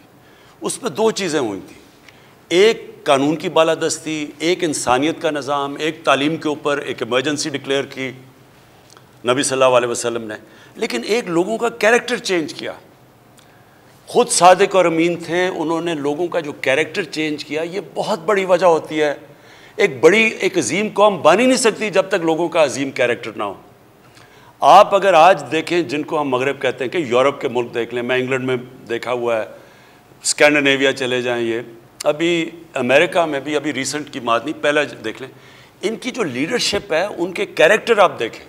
झूठ बोलने पे वो हटा देते हैं आपको पावर से। छोटी छोटी, यानी जिस तरह जो ऊपर आता है उसको जब तक उसका कैरेक्टर एक सादिक और अमीन के करीब नहीं होता वो ऊपर नहीं आ सकता। हमें जब मुसलमान का अरूज आया था तो वो इखलाकी तौर पे सबसे सुपीरियर थे। जब मलेशिया और इंडोनेशिया के अंदर लोग मुसलमान हुए, कोई मुसलमान फौज नहीं गई थी। मुसलमान ताजरों का जो कैरेक्टर देखा मुकामी लोगों ने, वो इतने उनसे इम्प्रेस हुए कि वो इस्लाम की तरफ चले गए। इस खत्ते में फ़ौजों ने और तलवार ने मुसलमान नहीं किया था लोगों को। हमारे वो बुज़ुर्गान दीन, जिस तरह लाहौर के दाता साहब थे, जिस तरह निज़ामुद्दीन औलिया थे दिल्ली में, जिस तरह ख्वाजा मोइनुद्दीन चिश्ती सिंध के अंदर, बाबा बुल्ले शाह, बाबा फरीद, ये वो लोग थे जो एक अजीम इंसान थे, सच्चे लोग थे, इंसानियत से प्यार करने वाले लोग थे। तो लोग इनको देख के इस्लाम की तरफ आए थे। हमारा इस वक्त सबसे बड़ा मसला ये है कि मुसलमान जो लीडरशिप है दुनिया में, आप चले जाएं, आप उनको कंपेयर कर लें और जिनको हम काफिर कहते हैं उनको कंपेयर कर लें। आप अपने हमारे ये जो दो पिछले जो दो फैमिलीज़ ने इस मुल्क पे हुकूमत की है, इनके पास पैसा देख लें कितना है, और बरतानिया के, फिर मैं कह रहा हूँ प्राइम मिनिस्टर्स के बाद देख लें कितना पैसा है। तो जब लीडरशिप मुल्क में उसकी जब वो इखलाकियात को तबाह कर देती है, वो सारे माशरे को नीचे ले जाती है। एक कौम कभी भी, मैं फिर से आखिरी बात कहता हूँ इस चीज़ के ऊपर, कि जंगें हारने से कौमें नहीं तबाह हुई, नहीं तो जर्मनी और जापान आज मिट गए होते। उनकी तो एक बिल्डिंग नहीं खड़ी थी। और कभी भी माशी बुरान आता तो कौम तबाह नहीं होती। लेकिन जब आप कौम की इखलाकियात ख़त्म करते हैं, जब अच्छे बुरे की तमीज़ ख़त्म कर देते हैं, जब कहते हैं जी अगर खाता तो लगाता भी है, प्राइम मिनिस्टर को ये कहते हैं, जब वो जी एक वो जरदारी सब पे भारी, कोई फिक्र नहीं कि उसके ऊपर फेक अकाउंट्स का 100 अरब रुपए के केसेस और पता नहीं, इनके ऊपर बाहर मजमून छपे हुए हैं इनकी करप्शन पे, दोनों लीडर्स के ऊपर। हमारे आने से पहले इनके ऊपर फिल्में बनी हुई हैं BBC के ऊपर। तो जब एक लीडरशिप पे इस तरह के लोग आते हैं, वो करते क्या, वो सारों को ही कहते हैं कि जी माँ आवे का आवा बिगड़ा हुआ है, तो हम हैं ही ऐसे, हम तो हैं ही करप्ट। और एक मुल्क का जब वो कैरेक्टर ख़त्म करते हैं, असल में सबसे बड़ा एक कौम को तब नुकसान पहुँचता है। लिहाजा मेरी कोशिश ये है कि जो दुनिया के सबसे अजीम लीडर थे हमारे नबी सल्लल्लाहु अलैहि वसल्लम, लोगों को हम बताएं उनका कैरेक्टर था क्या वजह थी कि जो उनके इर्द गिर्द थे सब लीडर बन गए। ये तारीख़ का हिस्सा है। ये चाहे आप मुसलमान हो या ना हो, आपको पता है कि उस टाइम पे जो उनके इर्द गिर्द थे सारे अजीम लीडर बन गए थे। और जो मदीना की रियासत जिन असूलों पे खड़ा किया गया था, वो कभी हमने अपने लोगों को बताया वो क्या असूल थे, क्या वजह थी कि वो एकदम उठ के दुनिया की इमामत करना शुरू किया। उन्होंने, वही लोग थे, पहले हैसियत कोई नहीं थी उनकी, वही दुनिया की इमामत करना शुरू। ये तारीख़ का हिस्सा है, लेकिन ये हमारे लोगों को नहीं पता। इंशाल्लाह स्कूलों के अंदर हम 8, 9 और 7, 8 और 9 क्लासेस के अंदर अब बाकायदा लोगों को बताएंगे उनके कैरेक्टर का, उनकी तारीख़ का, ये कैसे, ये एवोल्यूशन कैसे। दीन में कोई ज़बरदस्ती नहीं है, ये कोई किसी को ज़बरदस्ती दीन में नहीं ला सकता। लेकिन हम रोल मॉडल्स का कैरेक्टर तो बयान कर सकते हैं कि वो क्या कैरेक्टर था उनका, और फिर वो क्या प्रिंसिपल्स थे मदीना की रियासत में जो उठ के वो कहाँ से कहाँ पहुँच गए। ये जब हम समझ जाएंगे, हमारे लोग समझ जाएंगे, तो तब साथ साथ हम बाकी इदारे भी ठीक करेंगे, अपनी माईशत को भी ठीक करेंगे। हम इंशाअल्लाह हमारा जो बहुत बड़ा असासा है ओवरसीज़ पाकिस्तानी, उनको अब सही तरह अभी तक कभी भी उनको हमने सही तरह इतने बड़े असासे को पाकिस्तान के फ़ायदे में इस्तेमाल नहीं किया, बल्कि अच्छा जी ये ड्यूल नेशनल है तो उसको बाहर ही कर दो जी, जिस तरह वो कोई गद्दार हो गया। तो हम कभी भी उनको भी खींचेंगे, लेकिन साथ साथ एक नेशन का कैरेक्टर बनेगा। हमारे जो लीडर थे इस मुल्क के, कायद आज़म मोहम्मद अली जिन्ना, उनके दुश्मन भी कहते थे कि सादिक और अमीन है। जी आपकी कॉल्स का सिलसिला जारी है, नंबर आपकी स्क्रीन पर भी आ रहा है। अगले कॉलर हमारे साथ। अस्सलाम वालेकुम। जी वालेकुम अस्सलाम। जी कौन साहब? जी रेहान ताहिर बात कर रहा हूँ रहीम खान से। जी अस्सलाम वालेकुम खान साहब। जी वालेकुम सलाम। सर मैं रेहान ताहिर बात कर रहा हूँ रहीम खान से, जुनूबी पंजाब जो आपने बनाना है इंशाल्लाह। सर मैं एक सोशल वर्कर हूँ। और कोई भूखा ना सोए मुहिम क्लीन ग्रीन पाकिस्तान पे आपको दुआएं हैं, आपके साथ हैं और कुछ मशवरे होंगे इंशाल्लाह जो आपकी टीम को मैं जरूर पेश करना चाहूंगा being a stakeholder. Sir, ये मुल्क मुतहम्मिल नहीं हो सकता ना धरने का, ना जलसों का, ना जुलूसों का। एक गरीब की जिंदगी को बीइंग अ सोशल वर्कर हम गौर से देखते हैं, करीब से देखते हैं। ये खिदमत के सफर में हम आपके साथ हैं, लेकिन इसका कोई रूल बनाए, कोई रेगुलेशन बनाए कि ये मुल्क एहतजाज का मुतहम्मिल हो सकता है। इस पर एक पॉलिसी बने कि पीडीएम में ऐलान कर दिया कि जी हम बजट को मंजूर नहीं होने देंगे। एक गरीब आदमी बहुत परेशान है और हम इस पे आपके साथ हैं खिदमत के सफर में, लेकिन इस पर एक पॉलिसी बननी चाहिए जो आने वाले दिनों में इंशाल्लाह पाकिस्तान को मजीद रोशन करे। जी, मैं देखिए, मैंने आप क्योंकि मैं एक स्टूडेंट हूँ हिस्ट्री का और पॉलिटिकल साइंस का भी, आज ज़रा एक मलेशिया को महातिर मोहम्मद ने उठा दिया, लेकिन वो देखें कि वो क्या इन्वायरमेंट थी जिसमें वो उठाते गए। उनकी जो 15-20 साल की स्ट्रगल थी, उन्होंने कैसे मलेशिया को एक लो इनकम से मिडिल इनकम मुल्क में ले गए। फिर साउथ कोरिया के आप देख लें कि उनका जनरल पार्क्स था, उसने उठा के कोरिया को किधर से किधर ले गए। इनकी सब, चाइना का आप स्टडी कर लें। देखें मसला हमारा क्या है। हमारा मसला शुरू हुआ, एक तो जब मिलिट्री गवर्नमेंट करती है तो वो बदकिस्मती से उनको इदारों को कमज़ोर करके गवर्नमेंट पे आना पड़ता है। अदलिया के ऊपर कंट्रोल करना पड़ता है, बाकी इदारों पे कंट्रोल अपने नीचे लाना पड़ता है। तो वो जिस तरह हुकूमत करती हैं, वो फिर अपने आप को जब जस्टिफाई करता है कि नहीं हम डेमोक्रेट्स भी हैं, फिर एक मसनूई डेमोक्रेसी भी आती है, वो बड़ा नुकसान पहुँचाती है। लेकिन जो हमारे ये जो 1988 के बाद जो पॉलिटिकल लीडर्स आए, इन्होंने क्या किया कि इन्होंने बजाय इदारों को मजबूत करने के, इन्होंने भी कमज़ोर कर दिए। और फिर क्योंकि इन्होंने पैसा बना लिया, अब इनका सारा मकसद ये है कि जो पैसा बना के बाहर लेके गए हुए हैं, इस पैसे को बचाना कैसे। पहले इन्होंने नुकसान पहुंचाया पैसा बना के, अब ये नुकसान पहुंचा रहे हैं उस पैसे को बचाने के लिए। तो ये सारा ब्लैकमेल, ये इनका मकसद ये नहीं है कि अब इनको तो, अगर इनको माइशत की परवाह होती तो आज तो इनको हमें मुबारकें देनी चाहिए थी। क्योंकि ये जो फिगर्स हैं, मैं इसके बाद सिर्फ 1 मिनट हमाद को कहूँगा कि आपको बताएं कि कैसे हम आए हैं। ये समझ रहे हैं कि हमने ये सारा खुद ही, जिस तरह वो इसहाक डार बना देता था कि जी बड़ा अच्छा हो गया और वो फिगर्स को चेंज करता था, हमने ये कहीं जब 0.5 हमारी ग्रोथ रेट थी तो तब क्यों नहीं हमने चेंज की? तब तो कोई नहीं, किसी ने नहीं कहा कि जी आपने ग्रोथ रेट। तो ये वो बिल्कुल, मैं आपको यकीन दिलाऊंगा कि मैं कभी मानता ही नहीं हूँ कि हम झूठ लोगों से बोल के अपनी तारीफ़ करवाएं। मैं अभी हमाद को कहूँगा आपको बताएं, लेकिन उससे पहले मसला अब ये आ गया इनका कि ये अब घबरा गए हैं कि मुल्क अब ऊपर जाने शुरू हो गया है। इन्होंने सबको कहा हुआ था कि आज गया तो कल गया, तो हुकूमत 6 महीने में गई, 5 महीने में गई, दिसंबर में गई। जब हुकूमत नहीं गई और उन्होंने कहा जी ये नाहल है, माइशत तबाह कर दी। अब इनके मुकाबले में जो ये छोड़ के गए थे, और अल्लाह का शुक्र है आज जिधर हम खड़े हैं, मैं सिर्फ एक आपको चीज़ दिखाना चाहता हूँ। इन्होंने जो हमें कर्जा दे के गए थे, जिसकी जो बोझ हमारे ऊपर पड़ा हुआ है, ये बड़ा ज़रूरी है आपको देखना। ये ज़रा एक गौर से देख लेंगे। ये 2016 से पाकिस्तान का कर्जा देखें कि जो बैरूनी मुल्क हमारा कर्जा है, ये जो डॉलर्स हम बाहर से जो असल वज़न पड़ा हुआ है, जिसकी वजह से IMF के पास जाना पड़ता है, ये शुरू हुआ है 2016 से। ये कर्जा जाना शुरू हुआ है। ये जब हम आए 2018-19 में, ये क्योंकि कर्जा लेना पड़ता था, किससे दे रहे, आज ये यहाँ पहुँच गया। ये ज़रा देखें कि ये आज सबसे कम कर्जा लिया है हमने कितने सालों के बाद, ये ज़रा देख लें। इसका मतलब कि जो बैरूनी, हमने वो गवर्नमेंट आई है जिसने अपने कर्जे वापस किए हैं और हमें अब कर्जे लेने की कम से कम ज़रूरत पड़ रही है। और इसलिए ये ज़रा सारे घबराए हुए हैं कि ये जी ये किसी तरह अब तो गवर्नमेंट, अब फिर से इकट्ठे हो जाओ, किसी तरह गवर्नमेंट को गिरा दो।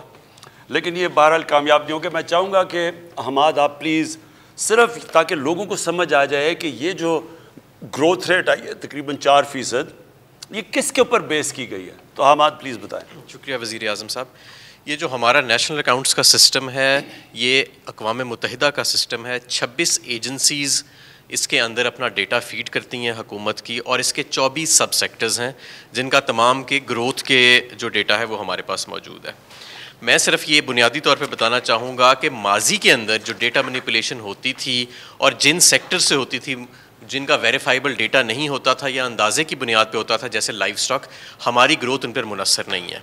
हमारी इंडस्ट्री का डेटा इसमें दिखा रहे हैं कि 3.5% ग्रो कर रही है, एग्रीकल्चर 2.7% कर रहा है, और सर्विसेज जहाँ पे ये सारे प्रोडक्ट्स जाके बिकते हैं वो 4.4% कर रहा है।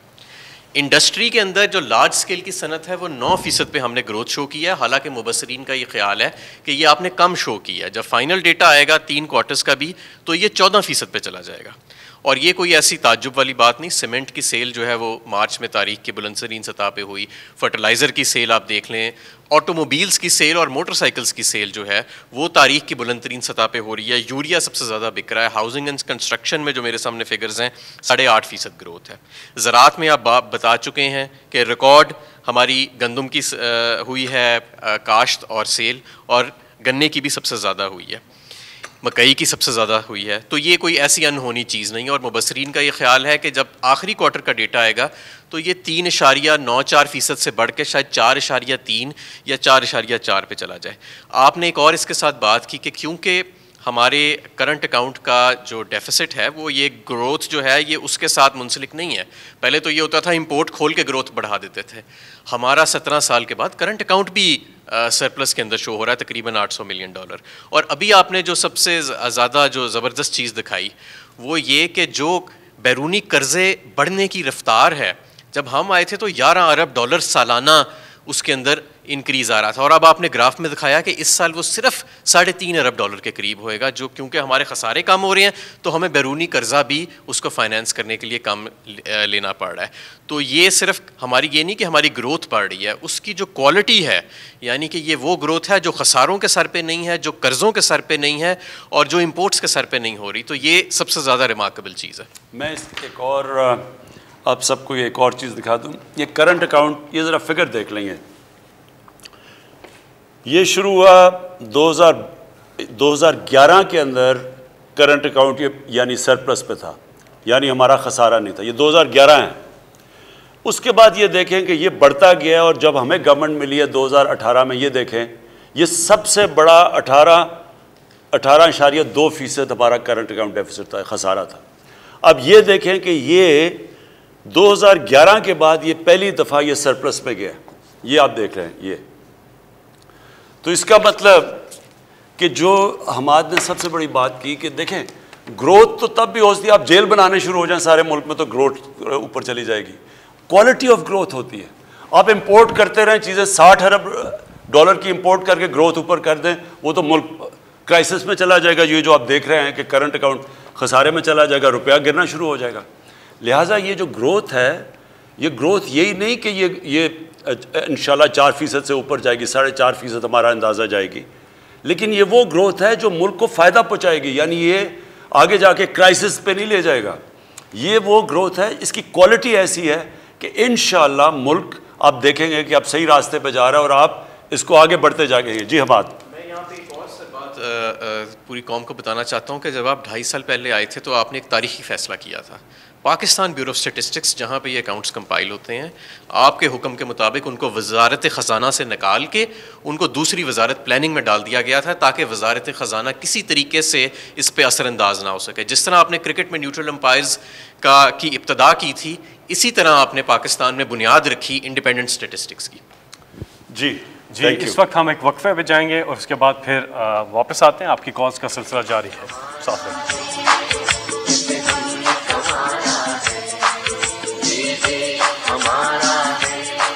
के बाद एक बार फिर हम आपकी खिदमत में हाजिर हैं। आपके सवालात का सिलसिला जारी है। अगले कॉलर हमारे साथ हैं कौन? जी अस्सलाम वालेकुम। वालेकुम अस्सलाम। जी मैं सादिया सहार बात कर रही हूँ सियालकोट से। जी जी जी, मैं पीएम साहिब से बात करना चाहती हूँ। जी जी सुन रहा हूँ। जी जी, प्राइम मिनिस्टर साहब, मेरा बच्चा 5 साल का है जिसे थैलीसीमिया है। मैं इसके इलाज के लिए 7 प्रोग्राम पर भी अप्लाई कर चुकी हूँ, मगर उसका रिप्लाई न जाने कब आएगा। मेरे बच्चे को इलाज के लिए इमीडिएट ट्रीटमेंट की ज़रूरत है।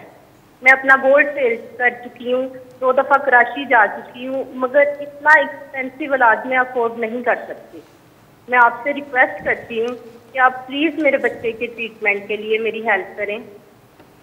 जी, ये थैलेसीमिया का बिल्कुल आप ठीक कहती हैं, ये एक ऐसी बीमारी है जो माँ बाप के लिए, बच्चों के लिए तो है ही, लेकिन माँ बाप के लिए बहुत बड़ा अजाब है और मुझे इसका पूरा एक्सपीरियंस है। तो इंशाल्लाह मैं आपका नोट कर लेंगे, आपको जो भी हम कर सके करेंगे जी आपके लिए। जी प्राइम मिनिस्टर साहब, इससे मिलता जुलता एक और सवाल आया, इन्होंने भी बताया कि हालात ऐसे नहीं है कि वो अफोर्ड कर से।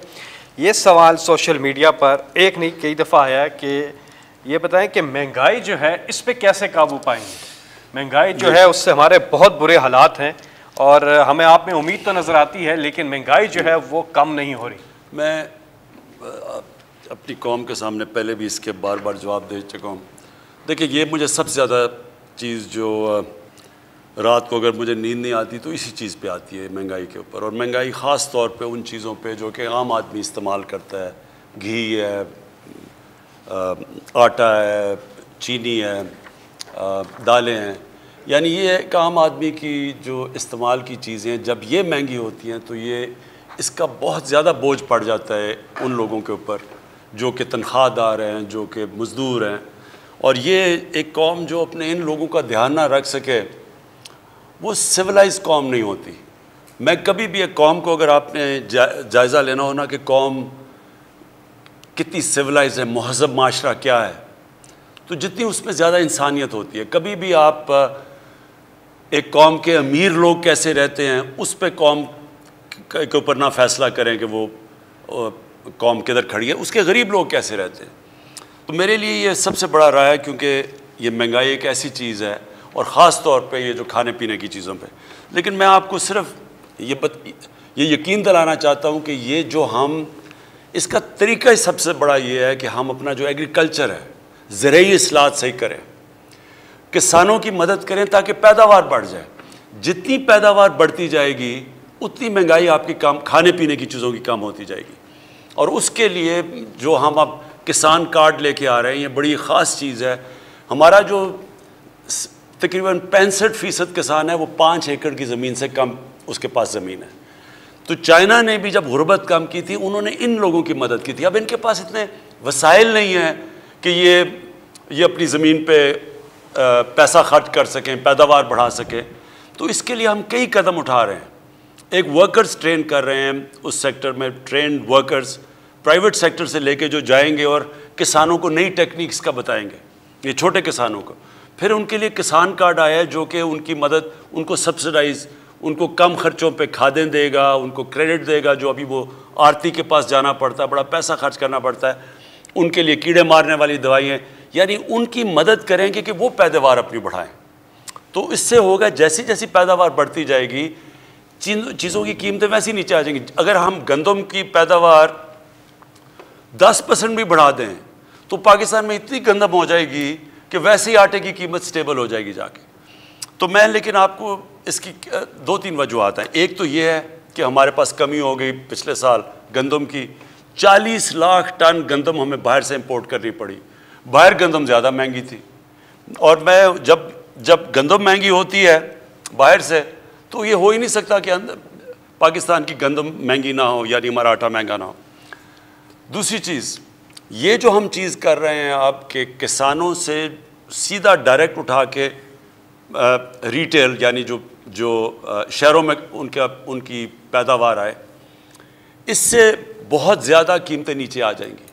ये भी एक तरीका है। इसमें कोल्ड एक स्टोरेज अलहदा हो ताकि वो अपनी चीज़ें स्टोर कर सकें, ट्रांसपोर्टेशन है, फिर वो डायरेक्ट यानी जो बीच में पैसा बनता है वो ना बने, वो किसान का भी फ़ायदा हो और सस्ती चीज़ें मिले शहर में। लेकिन मैं आपको सिर्फ एक चीज़ बताना चाहता हूँ कि एक साल में दुनिया में क्या हुआ है। अब हम जो चीज़ इंपोर्ट करते हैं वो तो बाहर से आती है, और उधर क्या हुआ है। जून 20 से लेके मई, इस साल की मई तक, यानी पिछले जून से लेके इस मई तक तकरीबन 1 साल में तेल की कीमत 100% बढ़ गई। यानी कि एक वक्त पे तेल था तकरीबन 34 रुपए का और अब पहुंच गया है तकरीबन 67 रुपए का। तो पाकिस्तान में तेल उस दौर पे कितना बढ़ा, क्योंकि हमने पूरी कोशिश की कि लोगों के ऊपर ना इसका असर आ जाए। अगर हम तेल भी 100% पेट्रोल और डीजल बढ़ा देते तो सारी ट्रांसपोर्ट महंगी, हर चीज़ महंगी हो जानी थी। हमने सिर्फ 11.8 18% तेल बढ़ाया है, जबकि दुनिया में वो 100% बढ़ा है एक साल में। फिर पाम ऑयल, ये जो घी महंगा हो गया, घी दुनिया के अंदर क्योंकि हम बाहर से सारा हमारा पाम ऑयल पता नहीं 4.5 अरब या 5.5 अरब की हमें इंपोर्ट करते हैं पाम ऑयल की, तो दुनिया में पाम ऑयल बढ़ा है 70% पाम ऑयल बढ़ा है दुनिया में। पाकिस्तान में हमने सिर्फ 27% बढ़ाया है। फिर यूरिया और DAP ये जो किसान इस्तेमाल करते हैं वो 74% दुनिया में बढ़ा है। इसी वक्त में हमने सिर्फ 16% बढ़ाया है। कोशिश पूरी की है कि जो बाहर से चीज़ें आएँ वो पूरा उसका बोझ अवाम पे ना पड़े, इसका सिर्फ बोझ गवर्नमेंट ने उठाया है। तो इंशाअल्लाह हमारी पूरी कोशिश है कि हम आगे जाके और आपके लिए अपनी कौम को बचाने के लिए कि बाहर से महंगाई ना हो, हम कोशिश करेंगे आगे से DAP भी पाकिस्तान में ही बने, क्योंकि यहाँ फॉस्फरस हमारे पास फॉस्फेट है, हम इसके यहाँ भी बना सकते हैं, अब तक इम्पोर्ट करते रहे हैं।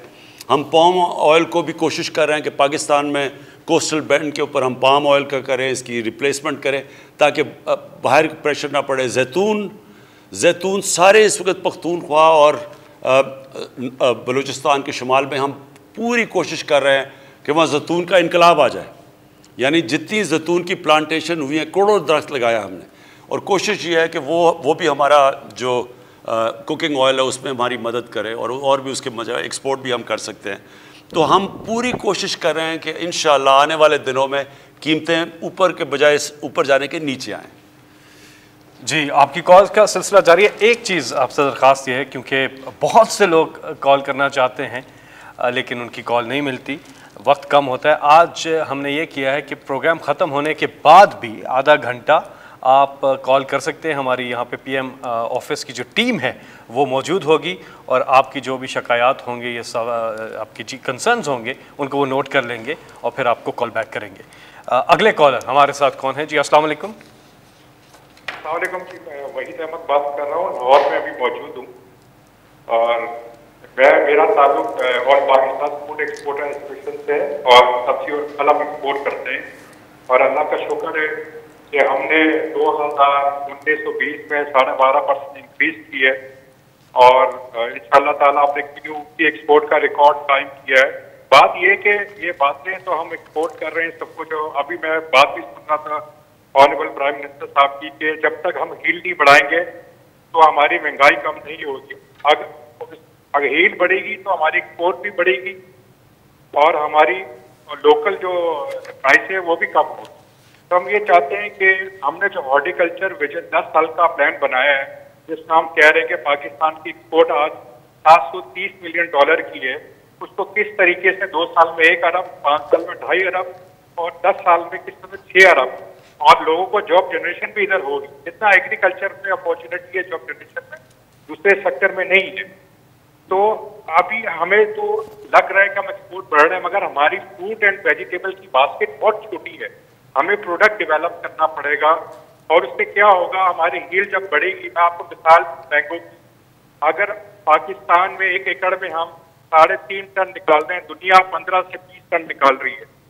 सेब जो है 1 एकड़ में जो हम अपना एक टन निकाल रहे हैं, दुनिया उसमें 10 टन निकाल रही है। बहुत पीछे दुनिया से। मेरा ये कहना है कि हम अपनी रिसर्च एंड डेवलपमेंट को फोकस करें और न्यू वैरायटीज पे काम करें। हम ये समझते हैं कि हम अपनी 22 करोड़ आवाम को भी खिला सकते हैं और दुनिया को भी खिला सकते हैं। और हमने अपने कॉर्बेट में 2019-20 में जो हमें प्रॉब्लम थे एक्सपोर्ट के, इतने बड़े इशू थे, एयरलाइन के इशू थे, बॉर्डर के इशू थे, मगर हमारी मिनिस्ट्री ने मदद करके मसले हल किए और हमने अपने एक्सपोर्ट 12.5% इंक्रीज किए, रिकॉर्ड एक्सपोर्ट पाकिस्तान। जी आपकी जो ये बात आपने कही कि रिसर्च करनी चाहिए, हमें देखना चाहिए कि पाकिस्तान में और कौन से हम वेजिटेबल्स उगा सकते हैं। अब देखें ना, जैतून है, अब ये हमें क्यों नहीं समझती कि हमारे मुल्क में जितनी जैतून की पोटेंशियल है हम दुनिया को एक्सपोर्ट कर सकते हैं। और वो बेहतरीन ऑयल है, जैतून का जो तेल है वो महंगा सबसे ज़्यादा है वो। तो अब एकदम फैसला पख्तूनख्वा में हुआ और अब ये सारी जगह जैतून लगना शुरू हो गया और इंशाल्लाह आप देखेंगे 2-3 साल के अंदर हम उस पोजीशन में आ जाएंगे कि जैतून एक्सपोर्ट कर सकते हैं। उसी तरह एक जो सब्जियों में जो सबसे जिसको किंग ऑफ वेजिटेबल्स कहते हैं वो है एवोकाडो। अब पाकिस्तान में बेहतरीन जगह है एवोकाडो लगाने की। मैंने अपने घर में लगाए हैं तो मैं तो हैरान हो गया कि जिस तरह के वो एवोकाडो हो गए हैं।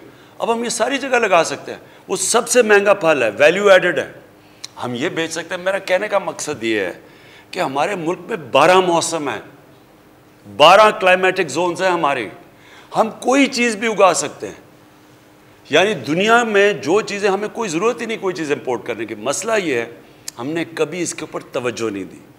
अब हम पूरी तरह इन चीज़ों के मसलन शुगर बीट है, ये एक शुगर केन को कई जगह पे रिप्लेस कर सकती है, पानी भी कम लेती है, कम टाइम में तैयार हो जाती है।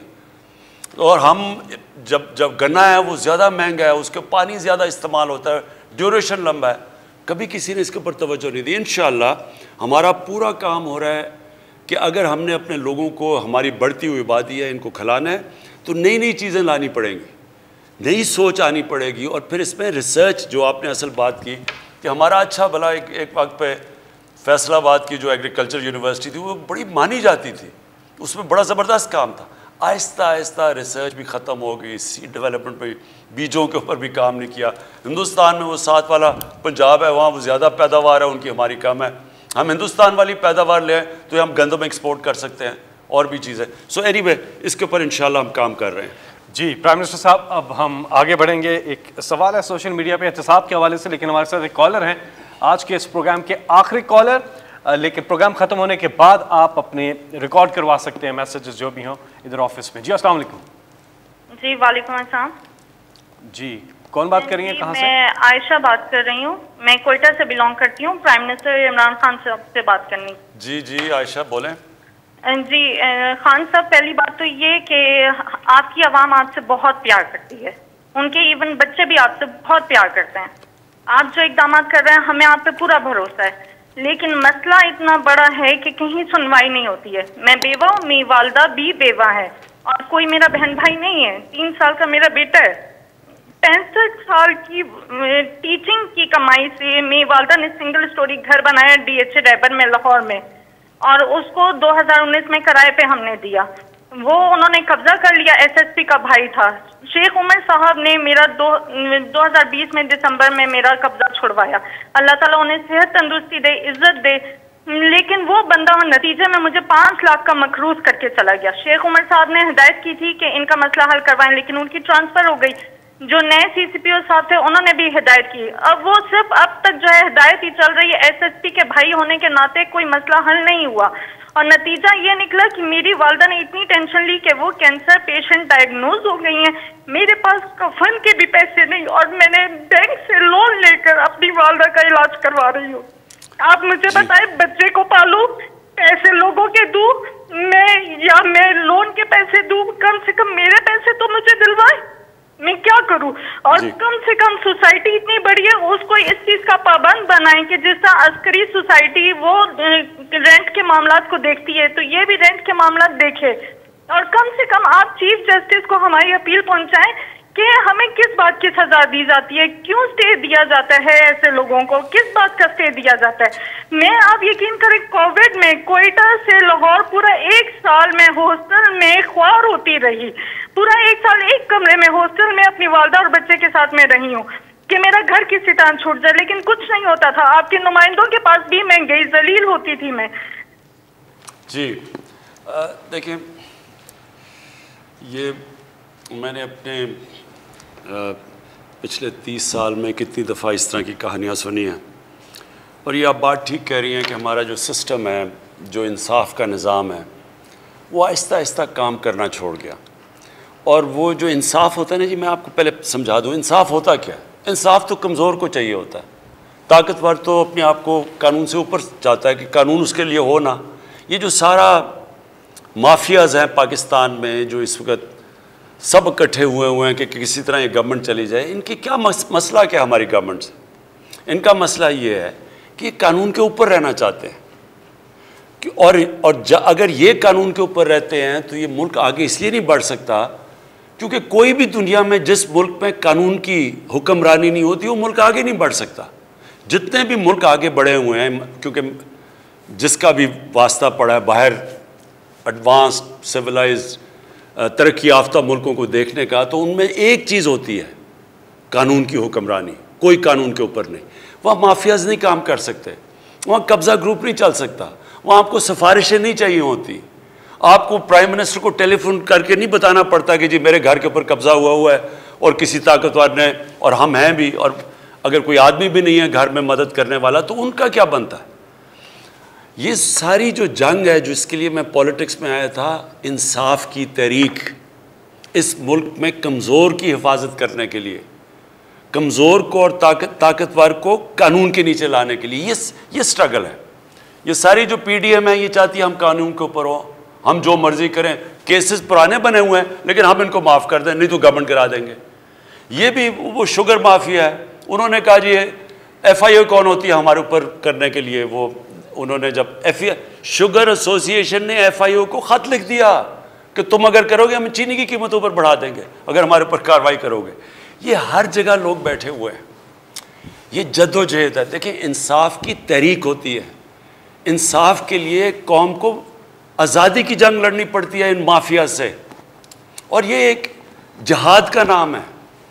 ये अल्लाह का हुक्म है कि मेरी ज़मीन पे इंसाफ कायम करो। मेरा आपसे ये वादा है कि मेरी पूरी कोशिश है, जब तक मैं इक़्तिदार में हूँ, जब तक मैं नहीं भी हूँ, मैं इसके लिए लड़ूँगा। हमने पूरे अपने जो सारा इंसाफ का निज़ाम है, अदलिया के साथ बैठ के रिफॉर्म्स के लिए भी हम तैयार हैं, अपने जो इदारे हैं उनको भी ठीक कर रहे हैं। ये जो अब तक हमारे आने से पहले नैब काम कर रही थी, तो नैब ने कितने लोगों को पकड़ा और हमारे सिर्फ 2.5 सालों में नैब ने कितना पैसा रिकवर किया। मैं सिर्फ इसलिए आपको बताना चाहता हूँ कि इदारों को जब आप मजबूत करते हैं, जब आप उनको रोकते नहीं हैं, तो इदारे कितने बेहतर काम कर सकते हैं।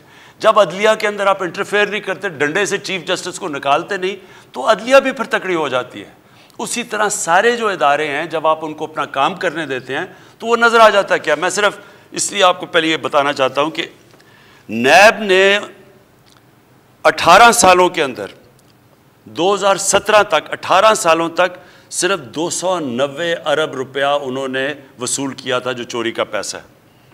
हमारे 2 सालों के अंदर नैब ने 484 अरब रुपया रिकवर किया। एंटी करप्शन पंजाब ने 10 सालों में, जो पिछले 10 साल थे नून लीग के, उसमें सिर्फ 2.6 अरब रुपया रिकवर किया था। हमारे 2.5 सालों के अंदर जो ज़मीन ही सिर्फ उन्होंने रिकवर किया वो 218 अरब रुपया। मैं सिर्फ आखिर में आपको ये कह रहा हूँ कि ये है जंग चल रही, ताकतवर को कानून के नीचे लाने के लिए। आपकी तो इंशाल्लाह हमने नोट कर लिया, हम पूरी आपकी करेंगे, लेकिन सिस्टम ऐसा होना चाहिए कि आपको कंप्लेन ना करनी पड़े, सबको कानून से डरना पड़े। और ये एक जहाद का नाम है, ये हम लड़ रहे हैं इंशाअल्लाह। जिस तरह जा रहा है, जिस तरह मैंने आपको बताया कि ये ताकतवर लोगों से पैसे वसूल किए हैं, ये कभी पाकिस्तान में पहले नहीं हुआ। इतने ताकतवर लोग जब जेल में जाके फिर धमकियाँ देते कि इमरान खान तुम्हें भी हम देख लेंगे, ये पहले कभी इन्होंने जेलों के चक्कर नहीं लगाए। ये इस दौर में हो रहा है और पहली दफ़ा आप देख रहे हैं। और असल में ये चेंज ये है कि ताकतवर के ऊपर हम अड़े हुए हैं कि इनको हमने कानून के नीचे लेके आना है। किसी से ज़्यादती नहीं करनी, किसी के ऊपर गलत केसेस नहीं बनाने, लेकिन जो इन्होंने इस मुल्क से फ्रॉड किए हैं, चोरियाँ किए हैं, डाके मारे हैं, जुर्म किया है, इनको इस जुर्म की सज़ाएँ दिलवानी है। ये हम कामयाब होते जाएंगे इंशाल्लाह। जैसे हम कामयाब होंगे ये खुद ही मुल्क बदलता जाएगा। ये जो छोटे छोटे नीचे कब्ज़ा ग्रुप बैठे, ये खुद ही डर जाएंगे सारे, जब इन्हें पता चलेगा कि अब किसी कोई सिफारिश नहीं चलेगी।